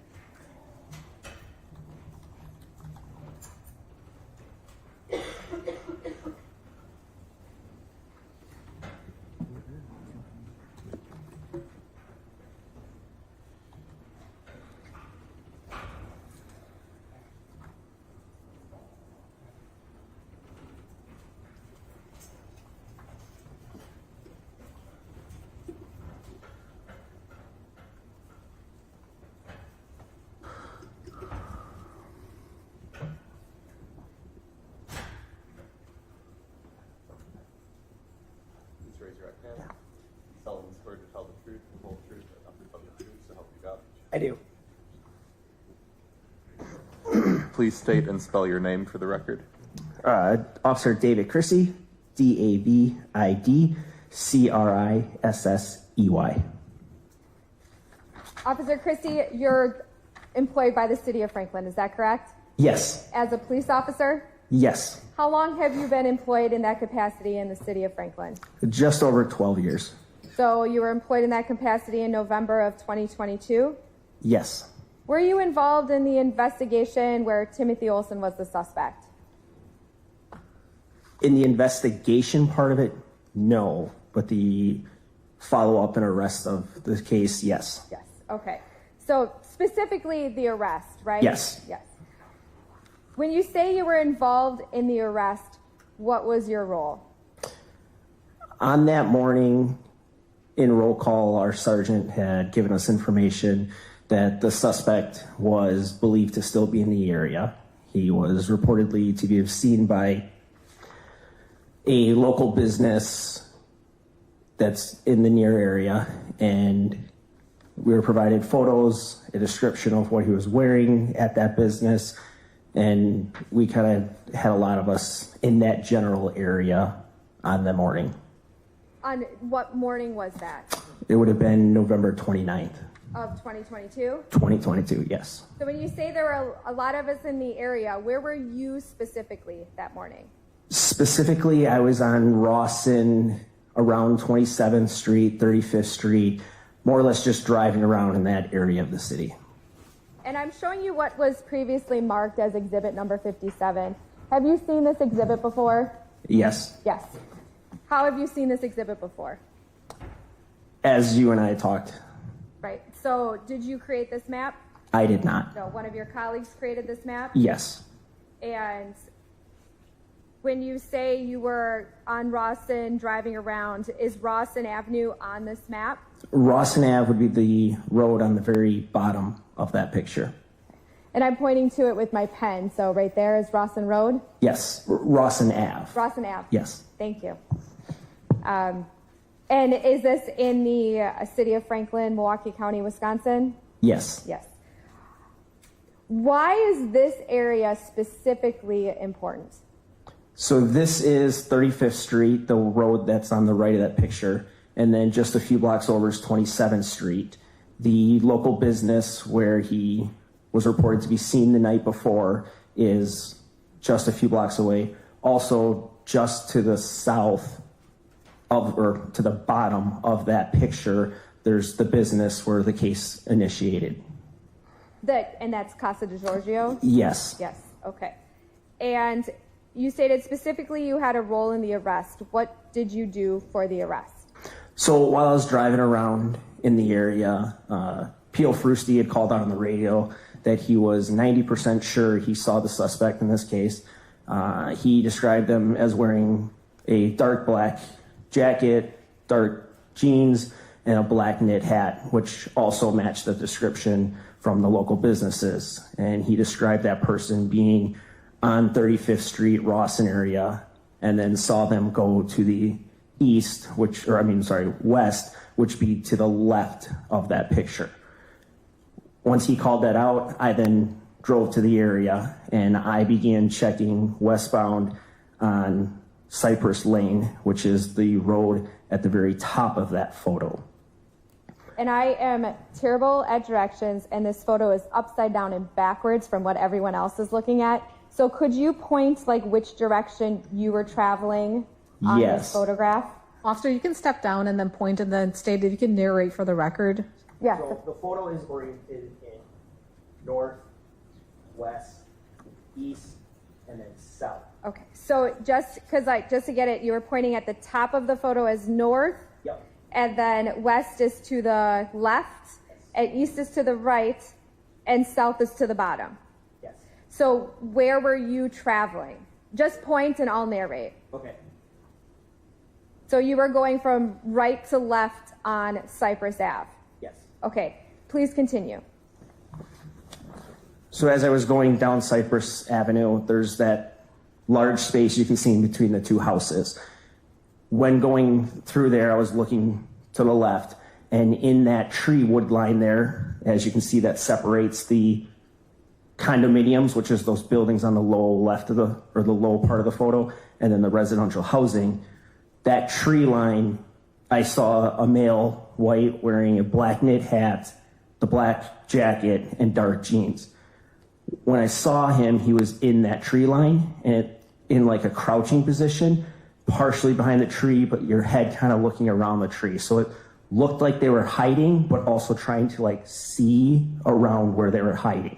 Okay, and I'm just going to stop you there for a second. So you were going down this road, which is at the top, Yep. from right to left, but when you got to this big open space in the top left of the photo, you were able to see to the tree line in the middle of the photo, and that's where you saw that person crouching. Is that Yes. correct? And thank you. Continue. So I saw that person. I got on my radio. I began calling out. I see someone matching the description in that tree line. I then accessed my rifle with the knowledge that in the previous case, the handgun was implied. So I grabbed my rifle and began moving in that direction. Lost sight of the person there, but right as I lost sight of him, I heard another officer, P.O. German, call out. He then was now in visual observation of that person, and it was within seconds of me losing sight, P.O. German, who was in, I believe, like the condo area parking lot on 35th there. He then had sight of him. So I continued on my path. As I'm on that path, I can hear German yelling, "Stop police," to someone. So when you say you can, just going to back up because this part's not clear. Were you still in your car? No, I grabbed my rifle and began foot moving in the direction of the tree line where I saw him. Yeah, and I'm sorry if you said that before. I might have just missed it. And then, so you're on foot with your rifle moving towards the tree line, which is moving from the top to the bottom of the photo? Yes. Okay. And then when you say you heard Officer German or someone, was that over a radio or did you hear it? I heard it. It was not over radio. I could hear him yelling, "Stop police," to someone just out in the open air as I was running in that direction. And I'm going to ask again a question. Distance-wise, like, how far is this? Like, quarter mile? No, I would estimate it to be about 40 yards, maybe 50 yards. So fairly short distance. Yeah. Okay. So you are moving towards the tree line. You hear someone yell out, "Stop, police." What do you see and do next? So as soon as I got to that tree line, and to describe that a little bit, this is just like a top photo of it. It's mostly flat on the residential house side. It has a slight incline towards the trees, but once you get to the trees, there's a steeper, more of a mound going down. So once I got to the tree line, I can see clearly from the tree line down to those condos, everything's open up. I'm also up on a slight hill. Down the mound is where I see Officer German, who was the one I could hear, because I couldn't see him when I heard him yelling to stop police, but it was in the exact direction I was already moving in. I just continued in that same direction towards what I hear of German yelling stop police. As soon as I got to that point, I could then see German, or Officer German, in pursuit of the same person that I saw. And how long had you worked with Officer German at this point? He got hired a year after myself, and we've worked third shift together for, I think, like 9 years, and then we've been on day shift. We had like about a 6 month to a year in between us being separated shifts that we were both on day shift. So for the vast majority of my career, I've worked with German. So even before you could see him, did you know his voice? Absolutely. Absolutely. All right, so and again, I'm pointing to the tree line in the middle of the photograph. There's a hill down towards these bigger buildings, which we're referring to as the condominium complex, correct? Yes. Yes. So we're moving down there, and you see it. You see Officer German and Mr. Olson. What happens next? Yes, so I see Officer German in foot pursuit of Mr. Olson. I see them go in between the two buildings, kind of going upstairs. So I follow him up those stairs. Once I got to the top of the stairs, Officer German had already begun giving him commands to get on the ground, and he was on his knees at that time. When I got there, he was passively resisting in that he was not following those commands. He was not actively fighting us, but he just was not listening to German's commands of what to do. Do you see Mr. Olson in this courtroom here today? Yes. Where is he seated and what is he wearing? He's wearing a light blue shirt, and he's seated at this first table in front of you. May the record reflect identity of the defendant. Any objection? No, Your Honor. Okay, it shall. Thank you. So you see Officer German, Mr. Olson's passively resisting. What do you do next? I assisted with providing lethal coverage while they continued that. Again, we had the knowledge of him implying he had a weapon before. So German was giving commands. As German was giving commands, Officer Fristy also came in and assisted with taking him into custody. So while those two went hands-on of actually placing him into handcuffs, I stayed as lethal coverage. And part of my process with that is when he did eventually get on the ground, I did restrain his legs to keep his legs from moving around or anything like that. There was also a stint where while we were trying to take him into custody, he was taking his right hand and trying to slide it underneath his body. That caused us a little bit of delay in getting him handcuffed. But eventually we were able to pull his arm out from behind him and get him secured.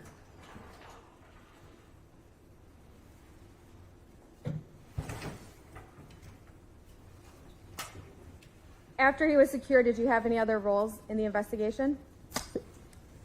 I assisted with transporting him to the hospital. He went to the hospital, got medical clearance there. So P.O. Fristy and P.O. Wallace rode in the ambulance. I drove behind. I stayed with him at the hospital until he was medically cleared. I assisted with collecting some of his clothing. I assisted then taking him from the hospital back to the police department, where I then turned him over to Detective Zaleski to continue his investigation. And then I assisted P.O. German with inventorying the clothing property. So you assisted Officer German. I'd like to show you one photo marked exhibit number 67.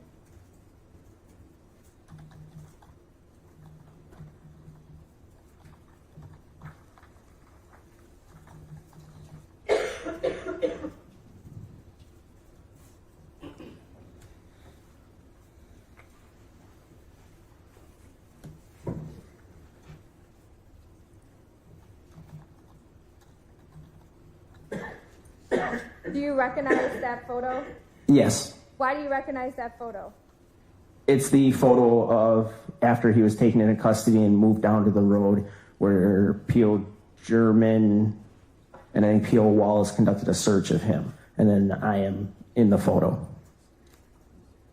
I'd ask that exhibit be moved into evidence. Any objection? No, Your Honor. And then permission to publish. You may.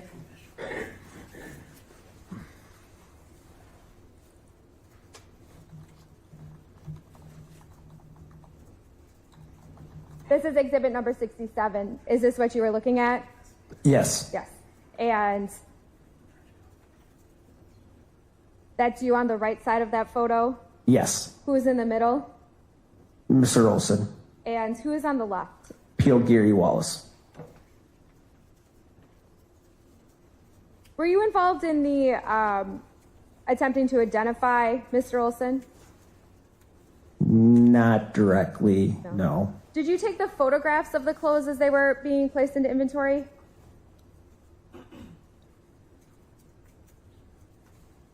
I assisted with it. I cannot say for sure if I actually am the one who took the photo or if I was the one handling it. I do not recall exactly if I had the camera in my hand. Okay.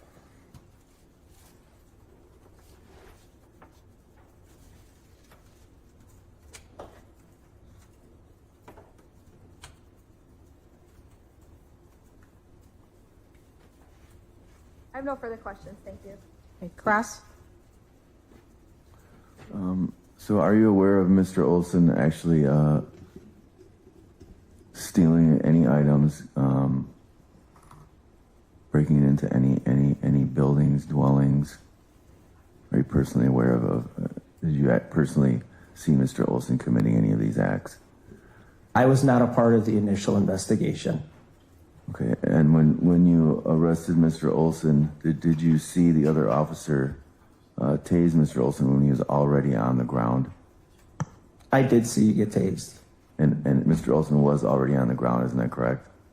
I do not believe that was correct at that point. When you came running up with your rifle and the other officer came up and tased Mr. Olson was already on the ground with his hands behind his back, and he was tased in the back of his arm. Mr. Olson was on his knees and again, passive resisting and also concealing his right hand underneath his body when we were trying to detain him. And again, do you have body cam footage of these accusations? We did not have body cams at that time. Okay. And you implied that Mr. Olson had been carrying a weapon, or that it had been implied. Was there any footage or anybody that actually witnessed Mr. Olson ever being in possession of a weapon? I was not. Especially a firearm. I was not a part of the initial investigation. Okay, but you said you had knowledge of Mr. Olson implying that he had a weapon, a firearm. Is that or okay? That is what I was told. Yes. Okay, so you have no knowledge of that, no proof of that. There was no one that actually witnessed Mr. Olson with a weapon. Is that correct? Again, I was not a part of that initial investigation. I do not have knowledge from the investigation of what they learned, how they learned it, the evidence to it. I have knowledge of what I was told. And that was that it was implied that he was in possession of one. That Yes. No one actually witnessed it. Implied. Again, I was not a part of that initial investigation. All right.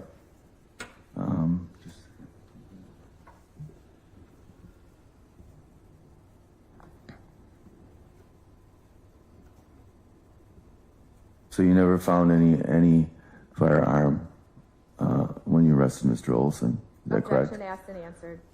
Overruled. I'll allow it. You may answer the question if you know it. I did not. Okay.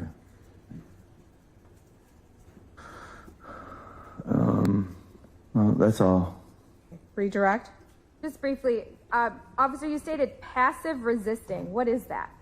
Passive resistance is not by your verbal actions or your physical actions in doing something such as like physically actually hitting. Passive would be in I'm telling you to do something and you're just ignoring me. So I'm telling you to do something specific, like lay on the ground, put your arms out your side, and someone would just not do that. That would be passive resistance. Is it possible that Mr. Olson didn't hear these commands? I do not believe so. We were clear, loud. We were in a very short space, very close together. I don't know any reason that would be reliable why he wouldn't have. Why is passive resisting a concern? Because it shows signs of potentially becoming active. And if they're not listening to us as what we're giving commands now, it does not allow us to have that dialogue to see that we're working together to come to a safe resolution.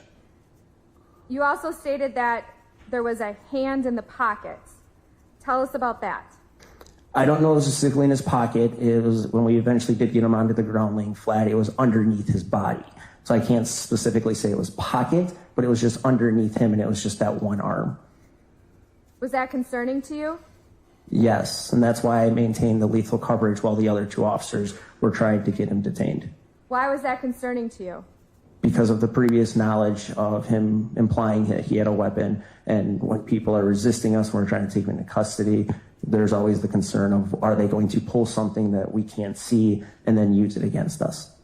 When you state you provided lethal coverage, that's why you had your rifle out, is that correct? Yes. Do you provide lethal coverage for only firearms? No. No. What other types of weapons do you provide lethal coverage for? Any sort of weapon, a knife, a bat, even like an unknown device potentially. Whenever we're going hands-on with someone, we always try to keep at least one person having lethal coverage just in case. No further questions. Recross? So Mr. Olson never actually physically showed any resistance in that way. Only what you're saying is that he was not listening to commands. Is that correct? So he never physically made any effort to harm an officer or against an officer. He never brandished any weapon. Is that correct? Correct. And also there were several officers there, so several officers were yelling all different commands. Isn't that also true? So it is true that Mr. Olson might have not been able to follow each and every command that every officer was yelling. I only recall Officer German giving commands. Okay. How many officers were surrounding Mr. Olson at that time when he was getting on the ground? 3. Okay, so it is possible that Mr. Olson was given other commands as well, because you came up with your rifle. The other officer tased Mr. Olson in the arm, in the back of the arm. I mean, is it possible that because of the tasing also that Mr. Olson's arms might not have been able to completely be put behind his back because of the tasing? Objection, compound question. Sustained. Okay. So when Mr. Olson was tased, couldn't that have affected some of that as far as his motor functions? I mean, isn't that possible? As the tasing incident happened, it did not appear the taser had any effect. As how we are trained to when we observe the reaction, you did not have any typical reaction to a taser being effective. Okay. Mr. Olson was the one being tased, and it did. Are you completely aware that it did not affect him? I've never heard of a tasing not affecting someone. It is common for a taser to not affect someone. Okay.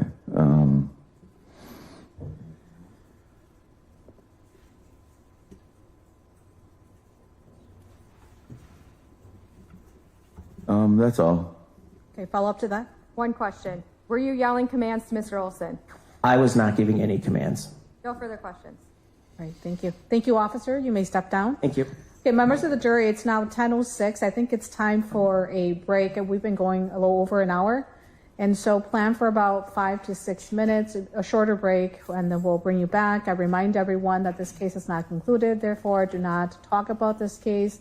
Do not conduct your own research. Okay, enjoy your break. That's fine. Yeah, I know. I don't know. Who knows that? Oh, the burger. I know. Well, try to use it. They take it.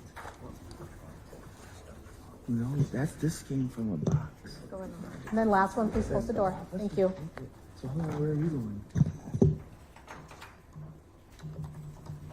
You need to rest. Use the restroom. Okay, we're outside the presence of the jury. Just one thing I want to place on the record, and then one question I have for state. I did notice that during the course of examination this morning that juror number 1 had her eyes closed momentarily at times. It doesn't indicate that she wasn't paying attention, but she did have her eyes closed. Okay, state, your witness lineup. How many more witnesses do you have? It's 10, and so if we could break a little early today at 11:30, that would be ideal, but it's your presentation, so I don't want to entirely dictate that either. That might work well, because I have two witnesses, and then, well, I have total witnesses first. I'll give you total witnesses first. 1, 2. I have 7 total witnesses. I have 2 that I could call, and then that would be a good place for a break. One is Officer German. He'll be a little bit longer. And then Officer Mark Ichkowski. He was the initial responding for the burglaries. So if I could do both of those, and then that would be a good place for a break. And then I would have everyone, then I would have the other ones ready for this afternoon. Frankly, I'm not sure if we would get to all of the rest this afternoon, because it's 2 crime lab analysts. Detective Zaleski is going to be a little bit longer. But I will do my best. Okay. Let's try to push through and go a little later, but hopefully no later than 4:45. We'll start at 1 o'clock and go on the record at 1:15. And let's try to end this morning at 11:30 or 11:45. I have one case, a final pretrial I need to call, and so that's why I'm trying to give myself a little bit of time on that. Okay, so given that information, I'll plan accordingly. Mr. Olson? Yes, so now, as you recall, I was only given the witness list on Tuesday, I believe, and it was attempted to be given to me last Friday, and we did not have a final pretrial. So my witness list was never subpoenaed by my standby attorney as he was asked to do, and I was not given the witness list until. What's your ask of the court, Mr. Olson? I would like to. I'm going to need to recall Betty Hannell, Michael Scott Four, and I believe it was Garrett Olson. There was two statements made by Mr. Four, which is why he needs to be recalled. They had to make 2 statements where he changed his initial statement. First of all, if you call those witnesses, you may recall them. So the state's not recalling those witnesses. Okay. And you were given an opportunity to cross-examine them. You refused to participate with cross-examination. If you did not, subpoena those witnesses. I'm not even talking about the witness list now. If you did not subpoena those witnesses, I don't know what ability you have to call those witnesses at this point. You can try to work with the state to see if they could recall that witness for your benefit, but I don't know that you have much to do with getting that witness back on the stand because you didn't subpoena those witnesses. I understand it. So my point in all that is that those are state's witnesses. You can try to work with state to see if they can get those witnesses back. Sometimes that's what parties do. I'm not telling you to do that, but that may be something worthwhile discussing. And lastly, what is your final ask of the court? Okay, so regarding those, my ability yesterday was. Let's not go back in history. What are you asking the court? Well, I need to get that on the record, Your Honor. So the officers, I believe Garrett Olson was one of them that had there was two officers that made the statement for Michael Four. So which is why I need even if I would have been able. So let me finish. No. my direction to you, and I remind you of the rules of decorum. I ask you a question, and if you have, I ask of the court, ask me what it is you want me to do. Okay. I don't need a whole long story about why you didn't participate in cross-examination. It sounds like to me you want me to do something. What are you asking me to do?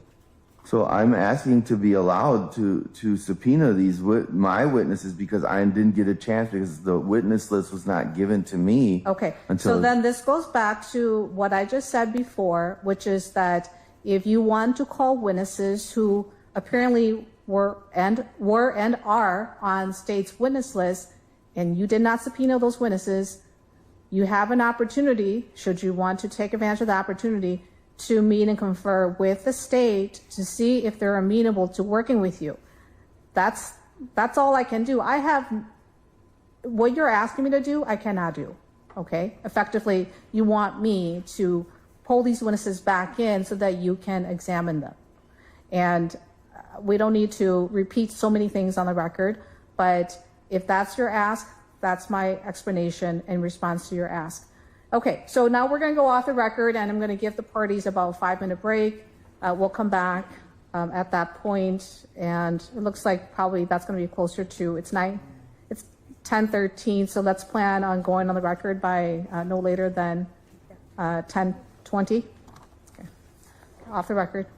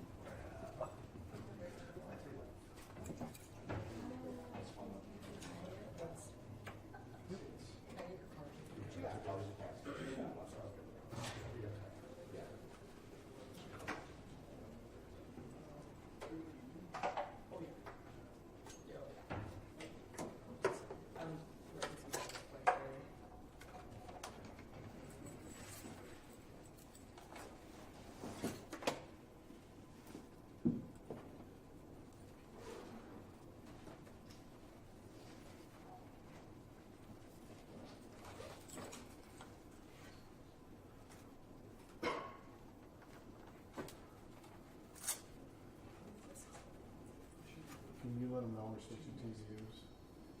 Yeah. Mario, I don't know.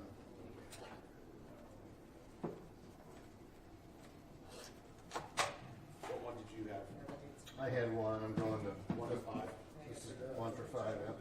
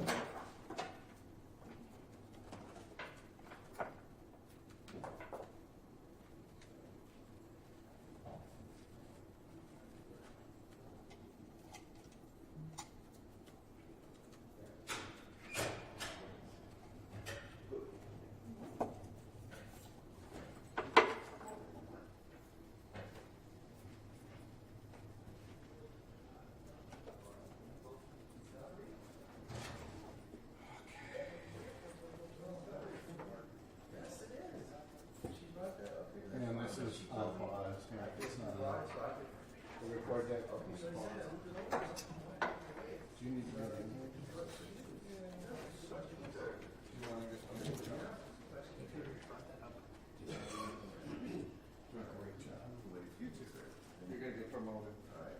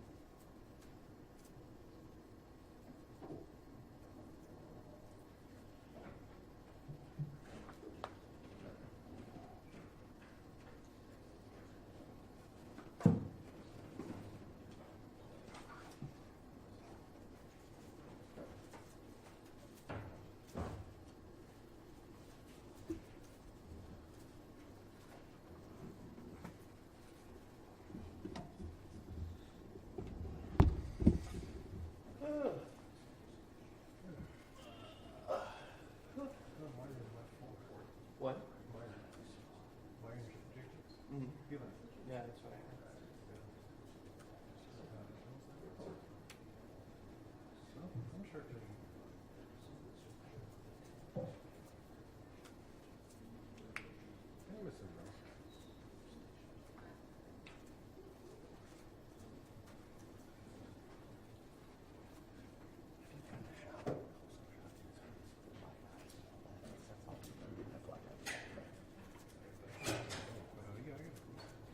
yeah, as long as you got a close up already, that's fine.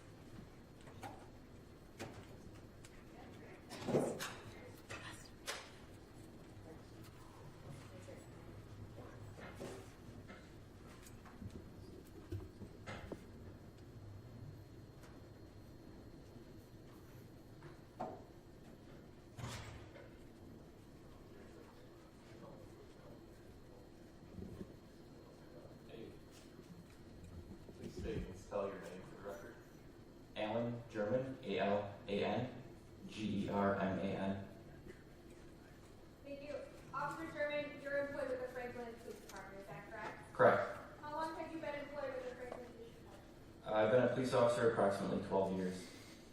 So you were, again, employed in that capacity in November of 2022? Yes, I was.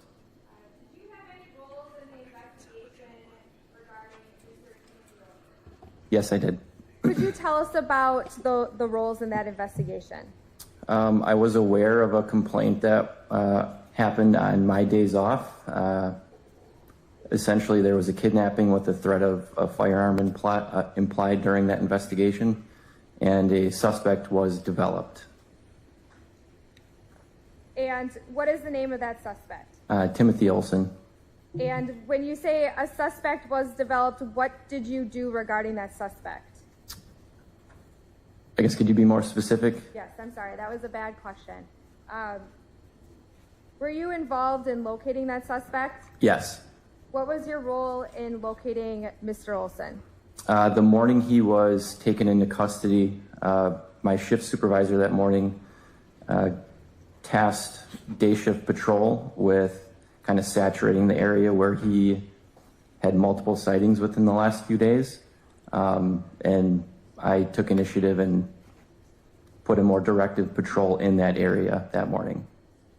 And I'm showing you on the screen what was marked as exhibit number 57. Are you familiar with this exhibit? Yes. Yes. Why are you familiar with this exhibit? This is an overview map of the area where he was taken into custody. And did you put this map together? I did, yes. Yes. And then regarding the map, I just want to ask a couple questions. There's a red box on the right-hand side. Why is there a red box there? After the defendant was spotted that morning, I responded to that area generally where he was last known, and that's where I parked my squad car. Okay. So you're saturating the area looking for Mr. Olson. Did you ever come into contact with Mr. Olson? Yes, I did. Could you tell us about how that happened? So about 9:48 a.m. that morning, Officer Fristy radioed through our primary radio frequency that he thought he had spotted Mr. Olson walking in that general area of 35th Street and West Rawson Avenue in the city of Franklin. Officer Chrissy and I immediately responded. We were within close proximity. Officer Fristy lost eyesight on him. He had mentioned that the defendant was pushing or riding a bicycle, a red bicycle. So Officer Chrissy arrived on scene moments before I did, maybe 20 to 30 seconds before I did. Officer Chrissy, as you can kind of see in the map, there's an intersection on the top right corner. That's West Cypress Avenue and 35th Street. Officer Chrissy made a westbound turn on Cypress, and I figured probably best for me to stay a little bit south. That way we can cover more area. I parked my squad there, and Officer Chrissy said he saw him running southbound near that tree line.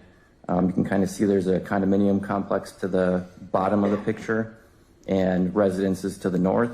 Mentioned that he was somewhere within that area. So we didn't have eyes on him. We didn't see where he was. We knew he was generally within that area. So I'm part of the drone unit at the Franklin Police Department, so I immediately got the drone out. I was getting ready to put that up in the air. Figured that was going to cover more area while we had more officers responding. And literally as I put it on the ground, I looked up and I heard that Officer Chrissy said he saw him running either eastbound or southbound, kind of in that tree area. And I looked up and I immediately saw Mr. Olson, kind of where that first X is in the middle of the picture there. And just so we're clear on when you're saying that tree area, do you mean this line of trees in the middle of the photograph? Yes. And when you say you first saw him near that X, is that the X that you saw? Yes, it is. And then when you say you were parked and getting your drone out, am I correct in assuming that's near that rectangle? Correct, yes. Okay. So when you saw Mr. Olson here, what did you do? Well, I figured the drone wasn't going to be much use since I could see him, so I stowed that in the trunk area of my squad and immediately began running towards where he was kind of crouching and ducking underneath whatever tree that was. There was some kind of pine tree or evergreen tree. He was crouched, and it looked like he was frantically trying to come up with a plan in his head. He was looking around, I think trying to piece together that he was probably caught and he was looking for another exit plan. So I immediately took off on foot after him in that direction. What happened next? I was wearing what I'm wearing now, a full police uniform with badge and all these gadgets up here, and he saw me. I started running at him. I announced for him to stop. I told him I would stop police, very general, kind of in the heat of the moment. That's what I'm trained to do, stop, identify myself, and I began running after him. He slowly started walking kind of where that red dotted line is in like a southwesterly fashion through the parking lot. As I began closing distance on him, then he began to run away from me. When you say run away was like common meaning, right? Yes. Like run. So he was moving, trying to move then fairly quickly? Trying, yes.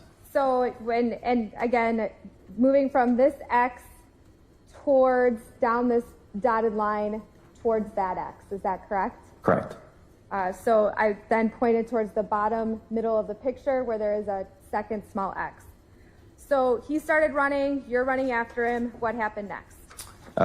So between the two buildings there's a stairwell that connects the parking lot to the entrances of those condos. He started running up the steps. I had closed the distance on him pretty quickly.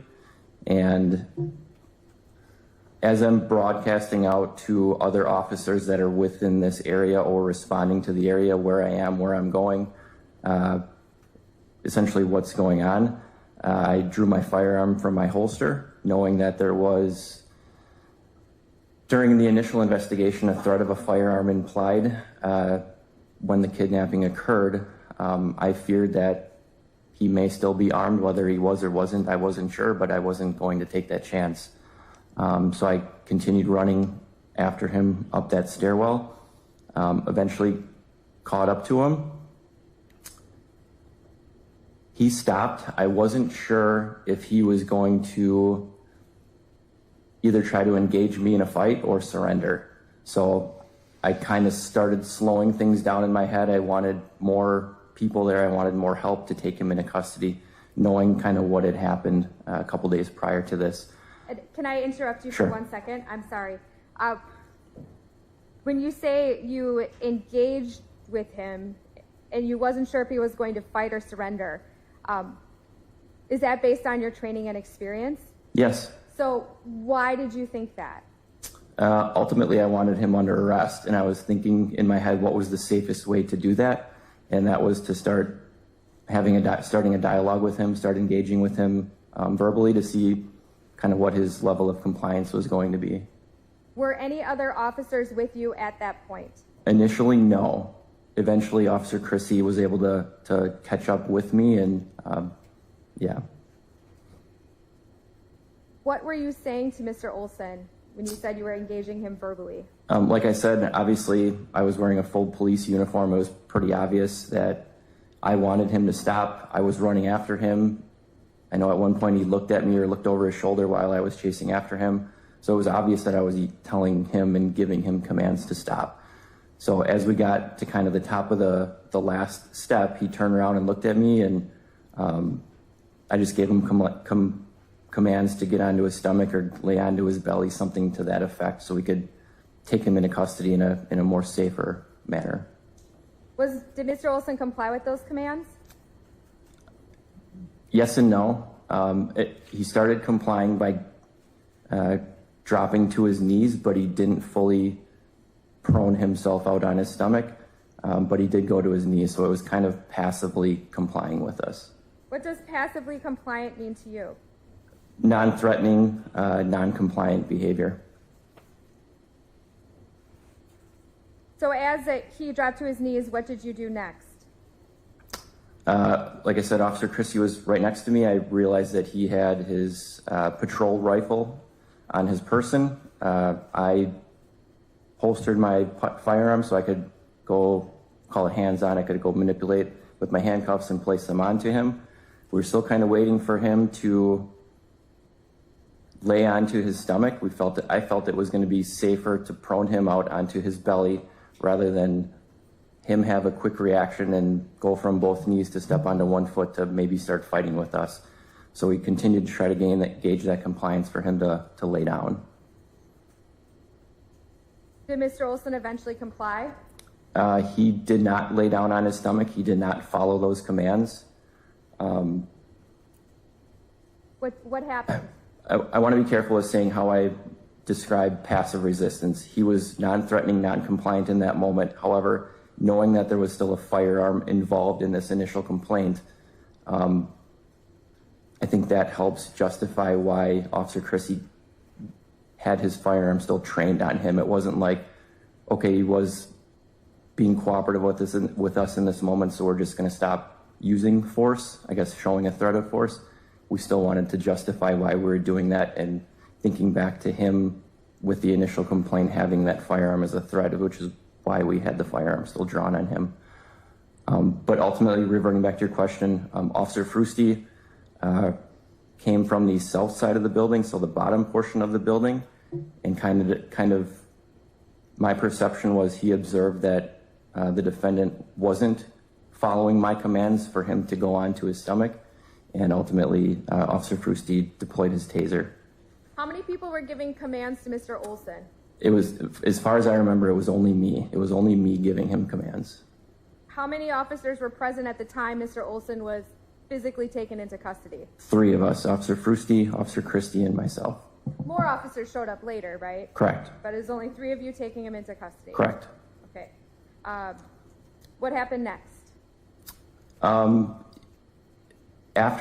So Officer Fristy deployed his taser, which was ineffective, meaning it didn't work.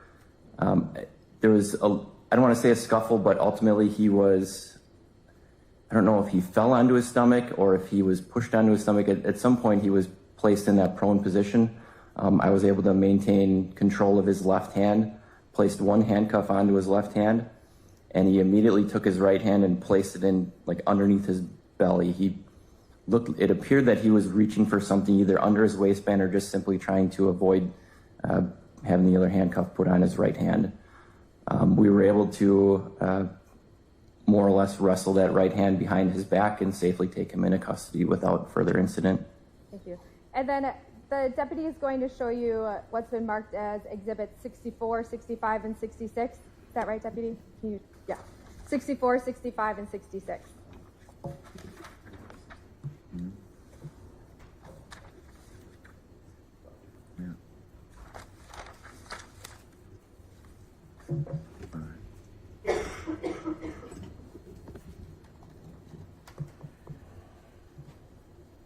Thank you. Officer, now that you have the exhibits, could you tell us what those are? Sure. Exhibit 64 is essentially a northerly pointed image of the condominium complex where he was taken into custody. You can kind of see on the upper left-hand portion of the image, it's the split between the 2 buildings, which is depicted in the Exhibit 57 on the screen. So I guess an overview distant image. 65 is like a concrete front landing stoop with a rock bed. That is where Mr. Olson was taken into custody. And 66 is kind of an in-between shot of what I just described, 64 and 65. Thank you. I'd ask that those exhibits be moved into evidence. Any objection? No, Your Honor. Received. Permission to publish? You may.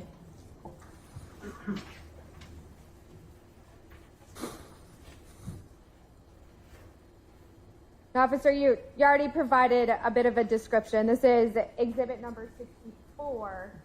I believe you said it was the overview of the condominium complex, correct? Correct. Where on this photo was Mr. Olson taken into custody? So like I described, you can kind of see the roof overhang in the upper left-hand corner. It was in between those 2 buildings. I'm pointing in the right direction? Yes. Okay. Upper left-hand corner. And this is exhibit number 65. Could you tell us about this? This is the front landing stoop of 3530 West Rawson Avenue in the rock bed where he was ultimately taken into custody. Now, there's a lot of equipment in this photograph. Was that equipment there when Mr. Olson was taken into custody? It was not. Those gentlemen contractors, I would imagine, were performing some sort of siding work on the condo itself. So within the time we took him into custody to taking these photos, which was probably 20 to 30 minutes later, they had kind of taken over the scene. And this is exhibit number 66. Could you tell us about that photo? Yeah, like I said, this is kind of an in-between shot of the two. You can kind of see in the background the lower level parking lot. There's like a black pickup truck there that connects where the stairwell was that I chased Mr. Olson up. So, and I'm just pointing, just so we're on the same page, towards the top middle of that photo is that pickup truck, Correct. Right? And that was near where the stairwell was that you chased Mr. Olson up? Yes. Okay. Thank you. So after Mr. Olson was taken into custody, did you have any other roles in this investigation? Yes. Standard protocol, immediately seat him into a recovery position, make sure he's okay, his physical well-being, make sure he's okay. If he's injured, sick, needs medical attention, we did that. He stated no. At that point, we stood him to his feet and walked him to the front of one of our police cars. There had been multiple officers that had responded at that point. During the time of this incident, we didn't have body-worn cameras, so our standard protocol was to perform a search of somebody incident to arrest on a dash camera in front of one of our squads, which is what we did. And then I'm showing you what's been marked as exhibit number 67. Is that what Mr. Olson looked like on the time he was arrested? Yes. Yes. And then you stated you performed a search of him, is that correct? Correct. I'm also going to show you what's been marked as exhibits numbers 83 through 88.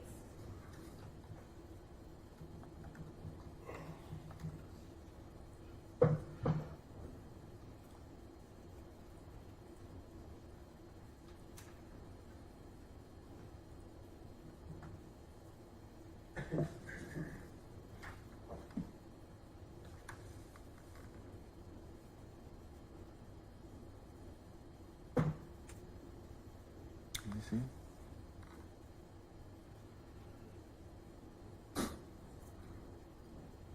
All right.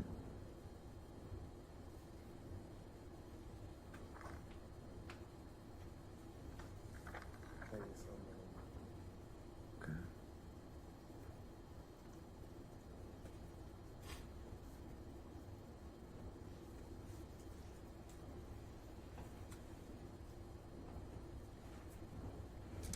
And officer, just take a look at those photos. Do those photos look familiar to you? Yes. And as a group, what are those photos depicting? Essentially property that was on his person that was located by officers after he was searched. Was that property located mostly by you? Let me double check.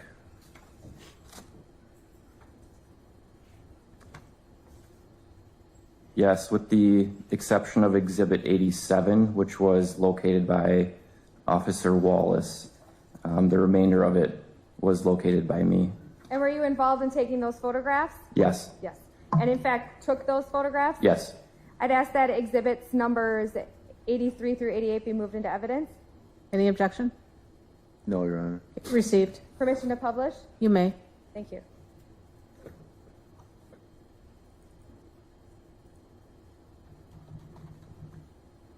I'm actually going to start with, I'll start with exhibit number 83. What is exhibit number 83? A U.S. bank debit card that had the owner's information on the front, Betty Hannell. And then this is, where was this found? He had a significant amount of property on him, which will be depicted in a later exhibit, but I believe that fell out of his jacket pocket as I was pulling another item out of it. So is that why this photo was taken on the ground? Yes. Yes. And just to go over that again, you stated it fell on the ground as you were taking out another item? Yeah, that's my recollection, yeah. So could you describe exactly what you were doing when you were searching? So essentially, when we search somebody, we do a visual search first, so maybe open up a pocket and see what's in there. He had a significant amount of property on him, including like shampoo and conditioner and large items. Some of those items obviously hid what else was beyond or hidden in that pocket as well. So as I pulled something out, I don't remember exactly what came out first, but this fell out onto the ground first. I was unsure if this needed to be processed for whatever reason for DNA or fingerprints or whatnot, so I left it as is in the grass where it had fallen and photographed it in its original state, I guess. Are you wearing gloves while you're searching someone? Yes. And this is exhibit number 84. What is this? This was after we had determined that it just needed to be collected as evidence and no DNA needed to be collected initially from the scene, that I then flipped it over and took a reverse photo of it as well. Thank you. And I'm going then to skip to exhibit number 86. What is exhibit number 86? So I searched one half of the defendant, his left side. This was all of the property that was recovered from his left side of his person. So pants pocket, front and back, and jacket pocket, maybe a front sweatshirt pocket, but essentially those three main pockets, pants and the jacket. Are these items in some sort of container? Right now? Yes. Yes, they're in a plastic or a paper bag. Why? That was provided me by Detective Harrison. It was somewhere to store all that stuff because it was a significant amount of things to hold on to as evidence. Is there any significance to the paper bag? Yeah. Basically, things that can be stored in plastic bags things that are stored in paper bags can breathe better. Air can get in and out of it, and it may not tamper with whatever evidence collection may need to be done later. So a paper bag was presented to me, and for that reason, I'm assuming. And this is exhibit number 85. Could you tell us about that? Yes, this was a gray Guidesman pocket knife that was located on his person. I don't recall if this was in his jacket pocket, or in a pants pocket.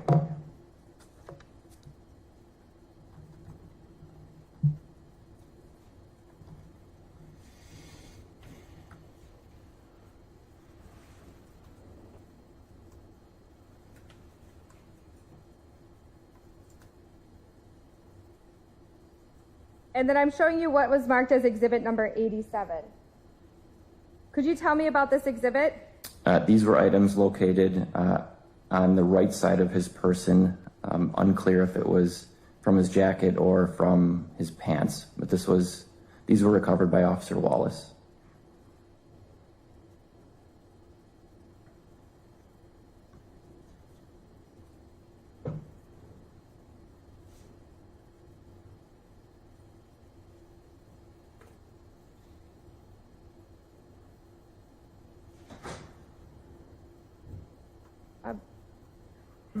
Your Honor, I would ask for a quick sidebar, but I know that's not possible to do in this situation.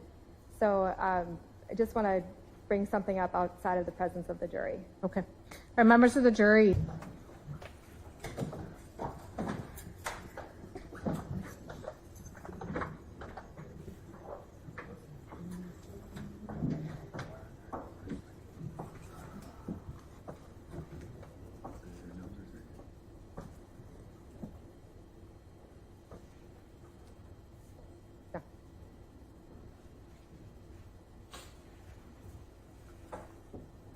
Okay, we're outside the presence of the jury.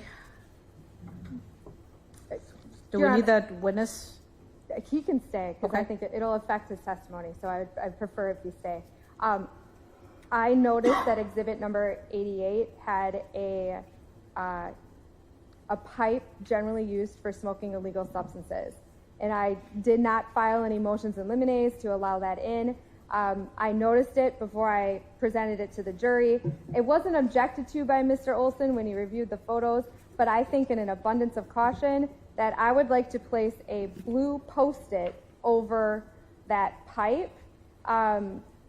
and then I can more officially redact that photo if the jury requests to see it. But I think that would be best, or I can take a black marker and cross that out. I just wanted to, one, alert the witness not to talk about it, and two, bring that up for the record so it was clear, because now the exhibit has changed slightly since Mr. Olson saw the photo. Okay, defense? Yeah, I mean, I agree that it should Well, make sure you use the microphone. I agree that it should be taken out, and I didn't notice it, and I would like to state for the record that No, I'm just asking your response still having to trouble with Exhibit my 88. vision. Yes, well, so I agree that should be blacked out, and also when I would have objected if I would have seen it on there. I'm still having trouble with my vision. Okay, all right. I think, do we have the ability to color Xerox? Because I think what would be better is to avoid any speculation by the jury, whether you are publishing it or whether it goes back to, sent back to the jury room during deliberation, that if somehow we can put something over that item, and then Xerox in color, and then the Xerox copy would be used, because I think if you put a blue sticky, they're going to speculate as to what's being hidden, and I want to avoid that. Even though, of course, the jury instruction will tell them do not speculate on things that are not brought in. I'm just going above and beyond to ensure that we don't have an issue. Is there? So I'm asking the clerks. Do we? I'm not sure about looking. Okay. Yeah, my thought too is just to keep going, put the sticky over it. I can make a color copy that we can make a record about during break, because I don't know, it's going to look like something is covered up no matter what. Do you want to see it? Yeah, can I see it, please? Yeah, do you want? Yeah, Let's go off the record. 88. Let me take a look at 88.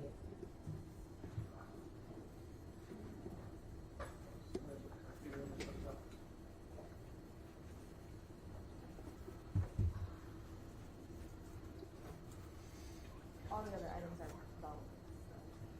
Okay, back on the record. So in looking at Exhibit 88, the pipe is more or less almost in the center of the picture with other items around it, and it's going to be hard to, well, it's going to be hard to either cut it out or tape it up without making it obvious that something was there. I was hoping that the position of the item would be in such way whereby we could just simply cut that picture, that item out, and then Xerox copy it so that it's a cleaner removal of that item that both parties are agreeing should not be in Exhibit 88.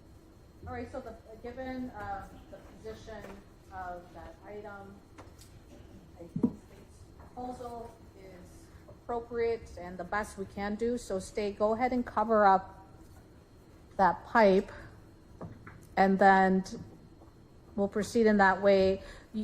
The court will also order then that as the proponent of Exhibit 88, you provide a color Xerox copy of that, and then share that with Mr. Olson. But given our discussion on the record and the court's direction to the proponent of Exhibit 88, the order of the court is for state to then make that slight change to Exhibit 88 for the purposes of the jury's viewing, and that Xerox copy will be the one that is kept in evidence. And I'll show, I Yes. covered it, I'll show Mr. Olson in your honor. Okay.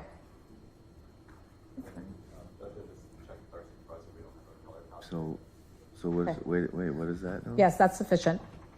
This is covering where The state did show me Exhibit 88 with that pipe covered by the blue sticky. It is appropriately done, and again, it is the best that anyone can do under the circumstances. Okay, ready then? and I did show Mr. Olson. He didn't he made me remove it. I put it back on in the same spot. if he wants to show that to the jury, that's up to him. That's not what I said. I just wasn't aware of how it was covered. So. Okay. I just wanted to see. Okay, well, one person at a time. Okay, stay. Anything else? No. Okay, and then defense. Okay, so I have one more thing. I'm asking that the 4 jurors be removed from the jury pool, the jury, because of the 3 that I seen talking about the case in the hallway by the elevator. And Mr. Olson, I'm going to stop you there because this ties in with your motion for mistrial. My instruction to you is, if you want me to rule, I can rule right now, but I think the better approach is to give you an opportunity to put in writing your motions, what you're asking of the court, and the support, the basis for those motions. I understand that, in a sense, you are bringing that up again for my decision, but I am not in a position to. Although, of course, like I just stated, if you force my hand and you want me to rule, I certainly can't do that, but I don't think you want me to. So save that, write out your motion, present it to the court, and I will address it in due course. Okay, let's bring in the jury.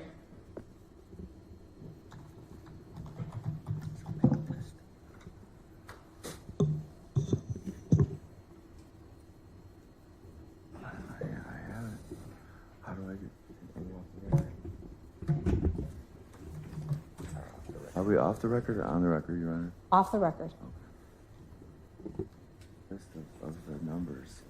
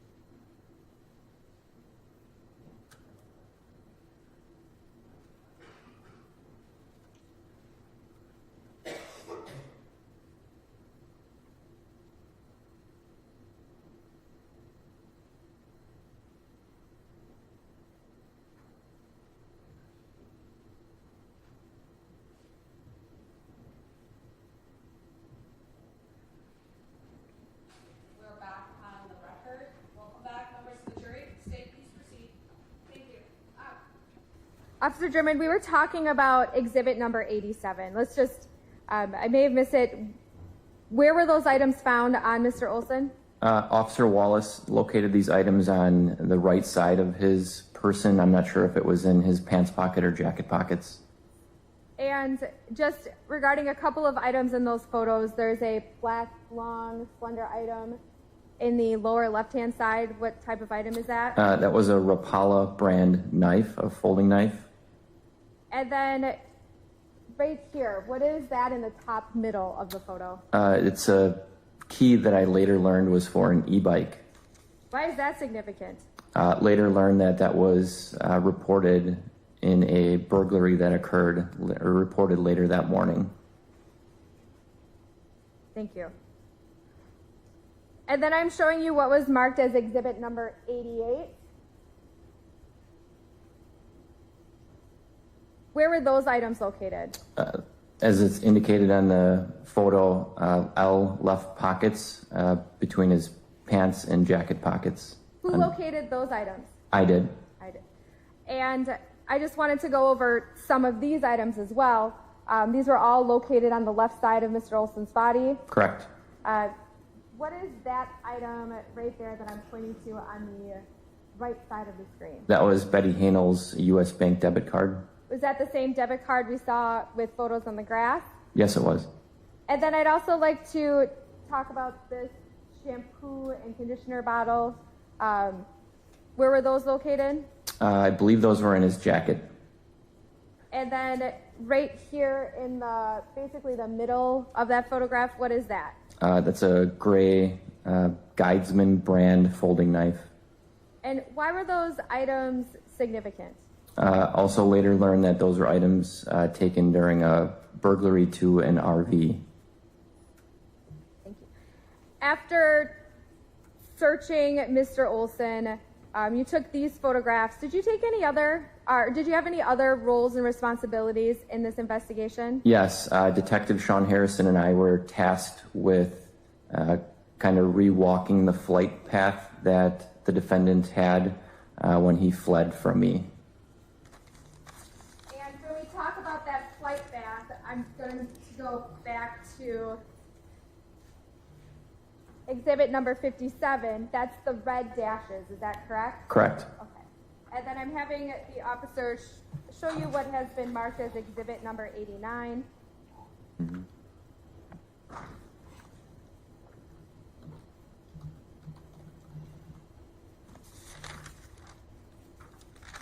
Do you recognize that photograph? Yes, I do. And let's just talk about walking the flight path. Why would you walk the flight path?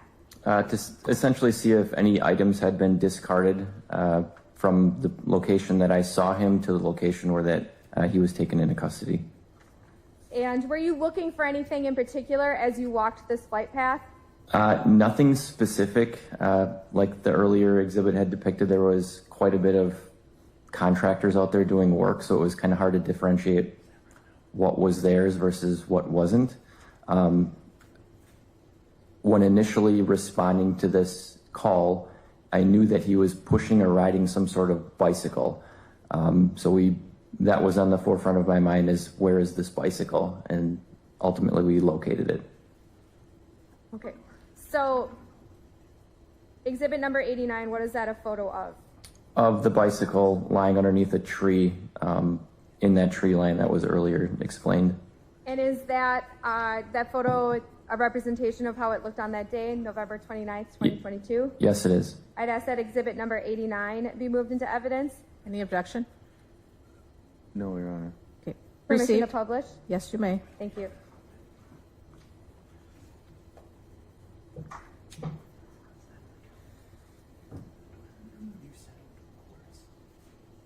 This is exhibit number 89, officer. Where did you locate that bicycle?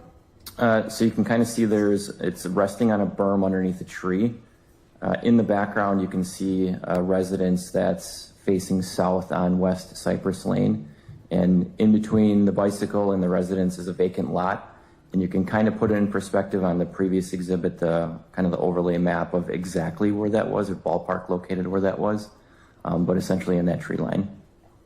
So exhibit number 89, that's a residence.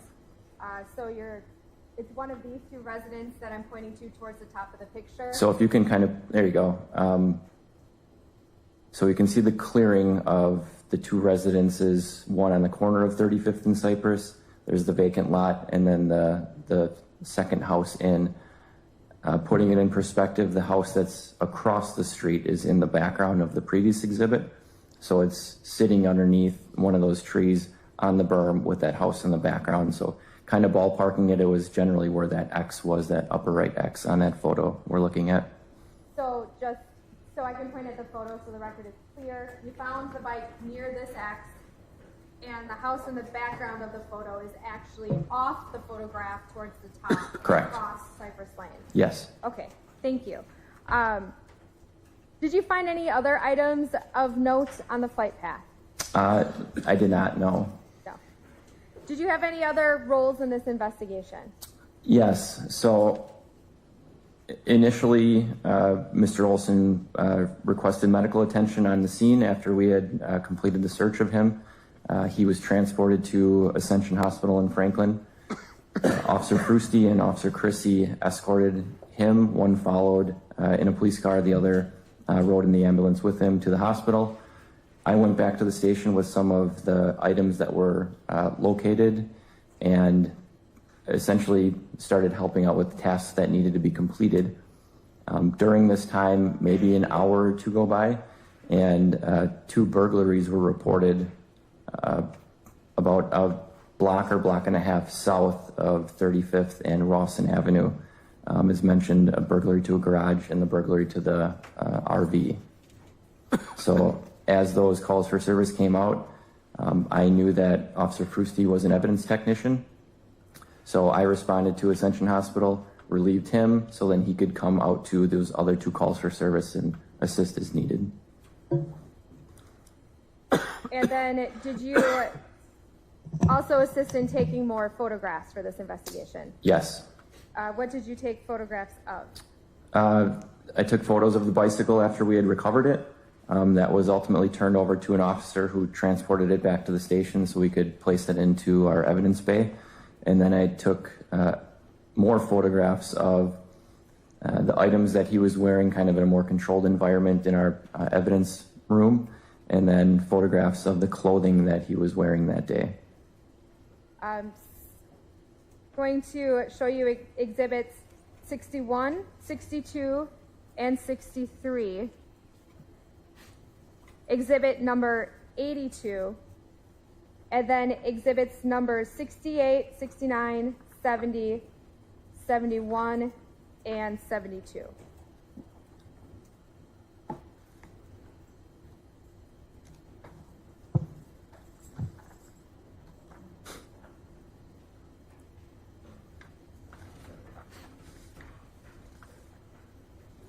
Stay, can you repeat those exhibit numbers again?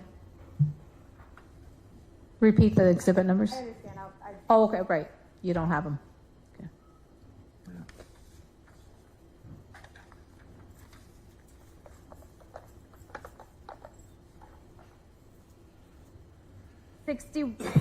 61, 62, 63, and then I skipped to 82, and then back to 68, 69, 70, 71, and 72.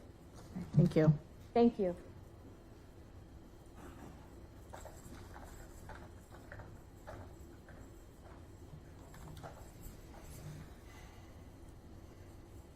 Do those photos look familiar to you? So far, yes. Okay.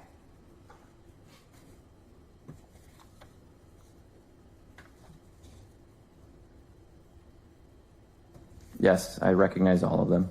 And just generally, what were those photos of? The clothing that he was wearing, a pair of tennis shoes, a black winter hat, a pair of rubber work gloves, a pair of jeans, a hooded sweatshirt, a camouflage jacket. And were those the photos you took of the clothing on that day? Yes. Yes. I'd ask that those exhibits be moved into evidence. Any objection? No, Your Honor. No. Received. And permission to publish. You may. And Officer German, just one other question. How did you confirm the identity of Mr. Olson once he was taken into custody? I did, yes. I recognized him from, like I had earlier described, a suspect that had been developed, including a name and photograph that I had viewed earlier. After he was taken into custody, let me back up. When I initially saw him, based on him running, as I started kind of closing in on him and he looked at me, I recognized that it was the defendant.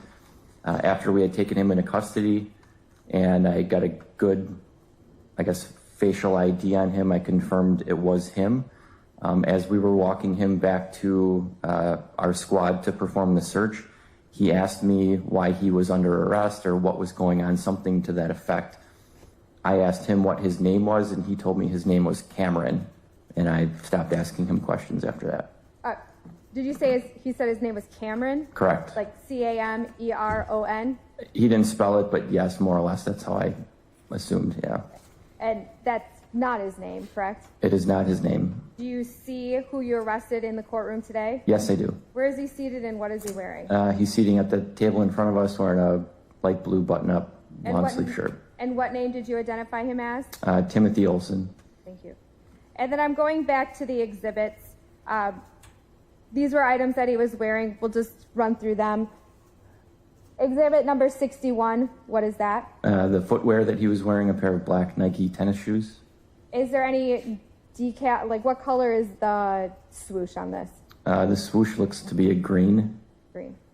And exhibit number 62? Both of the shoes that he was wearing. Exhibit number 63. The jeans that he was wearing. Exhibit number 82. A front image of the jeans he was wearing. Exhibit number 68. The rubber work gloves and black winter hat he was wearing. Exhibit number 69. This was a gray, I believe it was a Brookfield Academy track and field sweatshirt he was wearing underneath the jacket. Exhibit number 70. The camouflage reversible black jacket. Exhibit number 71. I think that's just a back image of that same jacket. And exhibit number 72.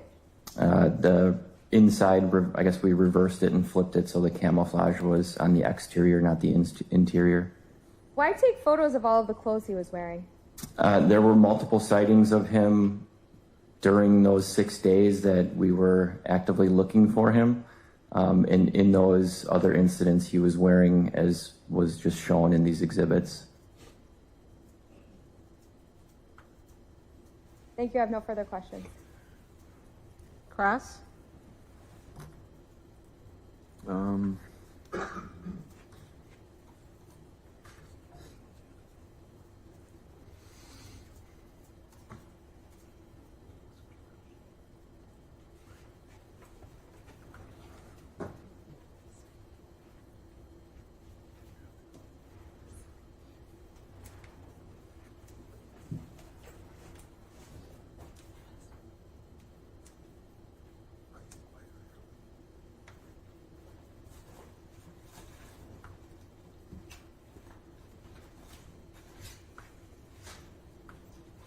No, I don't have too many questions here. I just have one as far as the credit card that was found.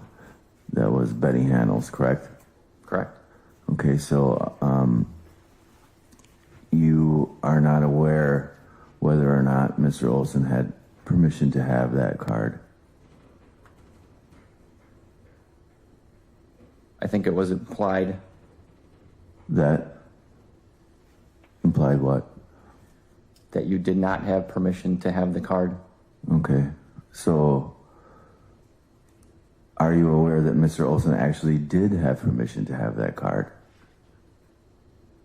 Can you re-ask that question? Are you aware that Mr. Olson actually knew Miss Handel, and Miss Handel and Mr. Olson actually knew each other, and actually she actually gave him permission to have that card?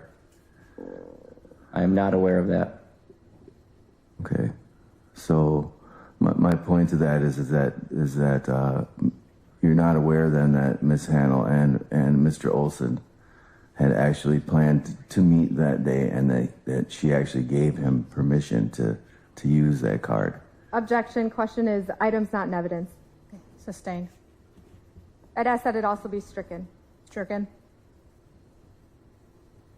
That's all I have. All right. Thank you, officer. I'm sorry.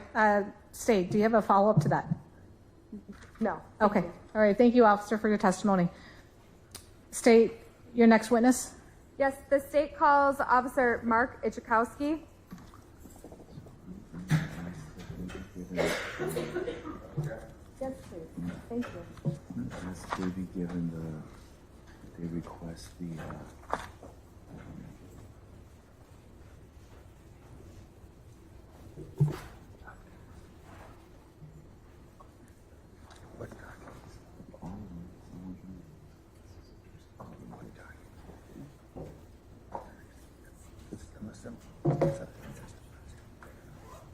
public records.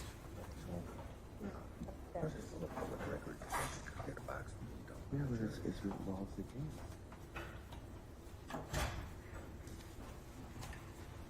If you raise your right hand, you solemnly swear to tell the truth, the whole truth, and nothing but the truth, so help you God. I do.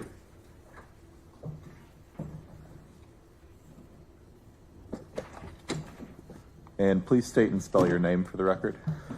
Officer Mark, M-A-R-K, Ichkowski, I-C-Z-K-O-W-S-K-I. Thank you. Officer, how are you employed? City of Franklin Police Department. And how long have you been with the city of Franklin? Over 26 years. And on November 29th, 2022, were you given any specific assignment? I was dispatched to 7251 South 35th Street to investigate an attempt or possible burglary. And what is at that location? It's a single-family residence with a detached garage. Officer, I'm showing you what was previously marked as exhibit number 23. Does that look familiar to you? Yes.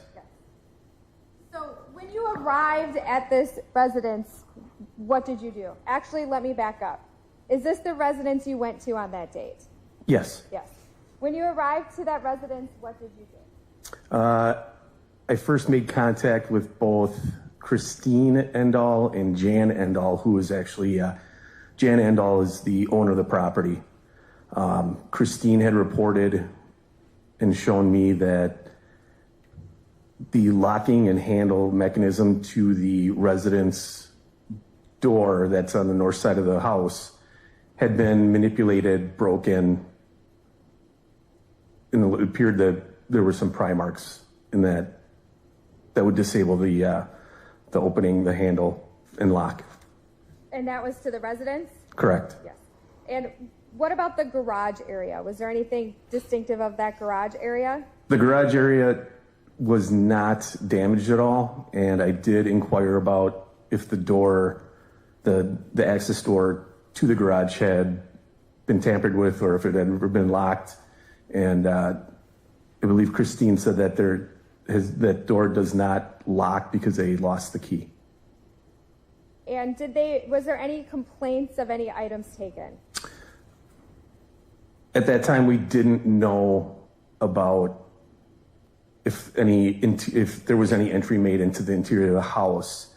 But through the investigation, after Mr. Olson was taken into custody, Officer Gary Wallace had got a hold of me and asked if there was a red bike that belonged to anybody in the two investigations that I was ultimately going to investigate. And was there a red bike that belonged to anybody? Yes. I did ask Mr. Endal, and he confirmed that a bike had been hanging in his garage that was no longer there. And do you know if that bike was ever located? The bike was located in possession of Mr. Olson. Now, regarding the residential burglary, did you have any other roles during that residential burglary? During a neighborhood canvass, as we usually do with an incident like this, I did make contact at 7271 South 35th Street, just to make contact to see if a resident had seen or knows anything else about the initial burglary. Walking up to the residence, there was an RV parked in the driveway, and I did notice that there was some damage to the side entrance door to the RV previously existing. I made contact with the resident there, Rebecca Schuster, who explained to me that the RV belonged to her father, who was temporarily parking it there until he could find winter storage for it. So you just went, was this next door, for lack of a better term? Approximately, yeah. Approximately. Okay, I'm going to have the deputy give you pictures. They're marked exhibits numbers 28 and 29.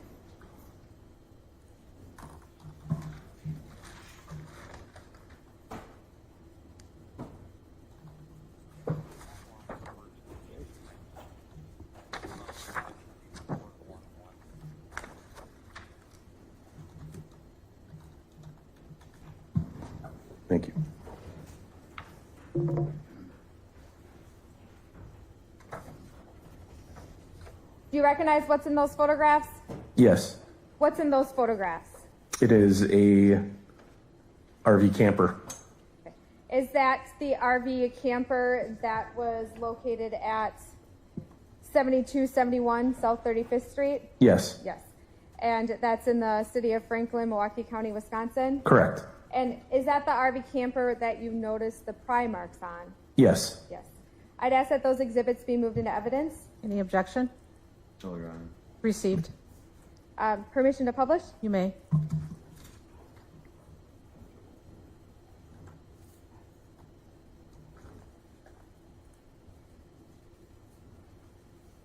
Officer, this is exhibit number 29. Is that the RV camper? Yes. And then exhibit number 28. Yes. Same camper? Correct. Could you tell me about where on the property this camper was located? It was located in the driveway in front of the garage. So close to a residence, far away? It was directly in front of the residence, very close. And then where on this RV did you notice the pry mark? The side door that neither the front passenger or driver's side, it's the side door that you can see on the boxed in portion. That's where the pry marks and the damage to the, I guess, handle was located. I'm pointing in the middle of the photograph. Is that the door you're referring to? Correct. Did you go inside of the RV? Not at that time, no. No. So you waited to contact the owners? Correct. And then you didn't take these photos yourself, correct? Correct. No.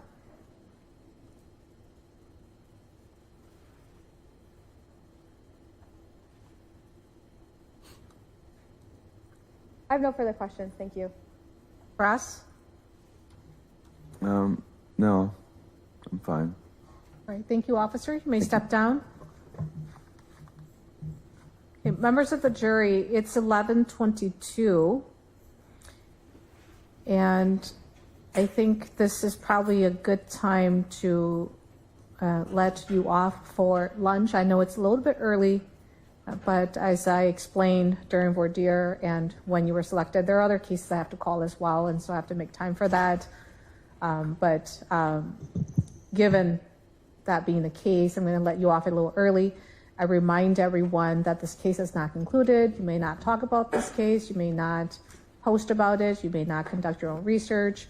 You are also ordered to stay away from any of the parties, individuals responsible or participating in having this matter presented for your consideration. If you inadvertently come into contact with them, despite my instructions in order not to, please report that to me right away. And then likewise, the parties and attorneys and other individuals, including witnesses, are also ordered to stay away from the jurors. I ask that all of you report back to the jury room no later than 1 p.m. We cannot start until all 14 of you have reported, and we'll go on the record at 1:15. Okay. Enjoy your lunch.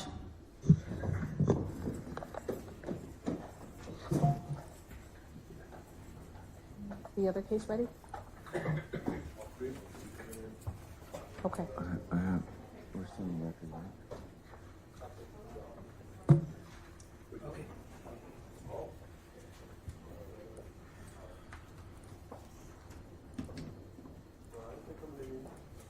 No, now you're going to go right before that.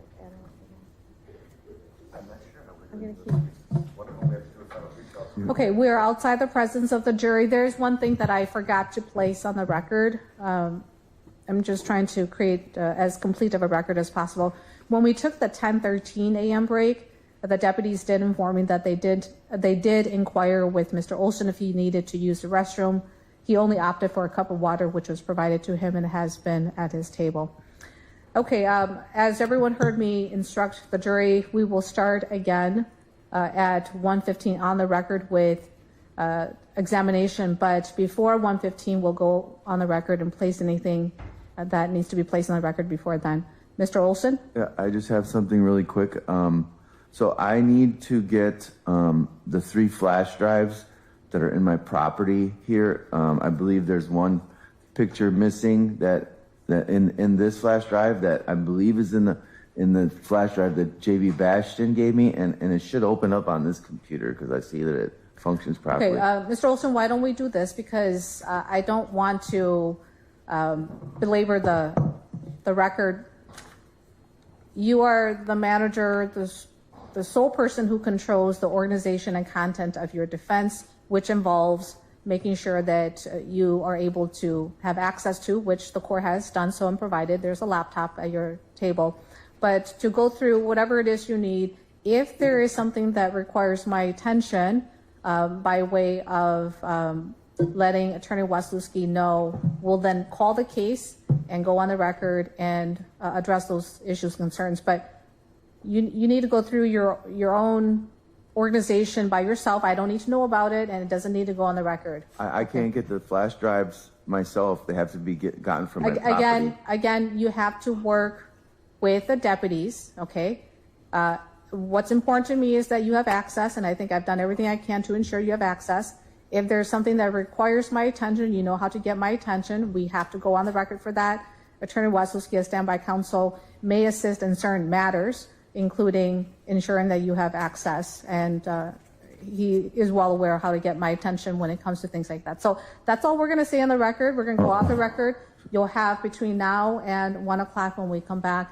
Again, I will be in my chambers after I address my next case. If there's a need to get a hold of me, the attorneys know how to do that. Okay, we're off the record. Okay, let's get our case ready.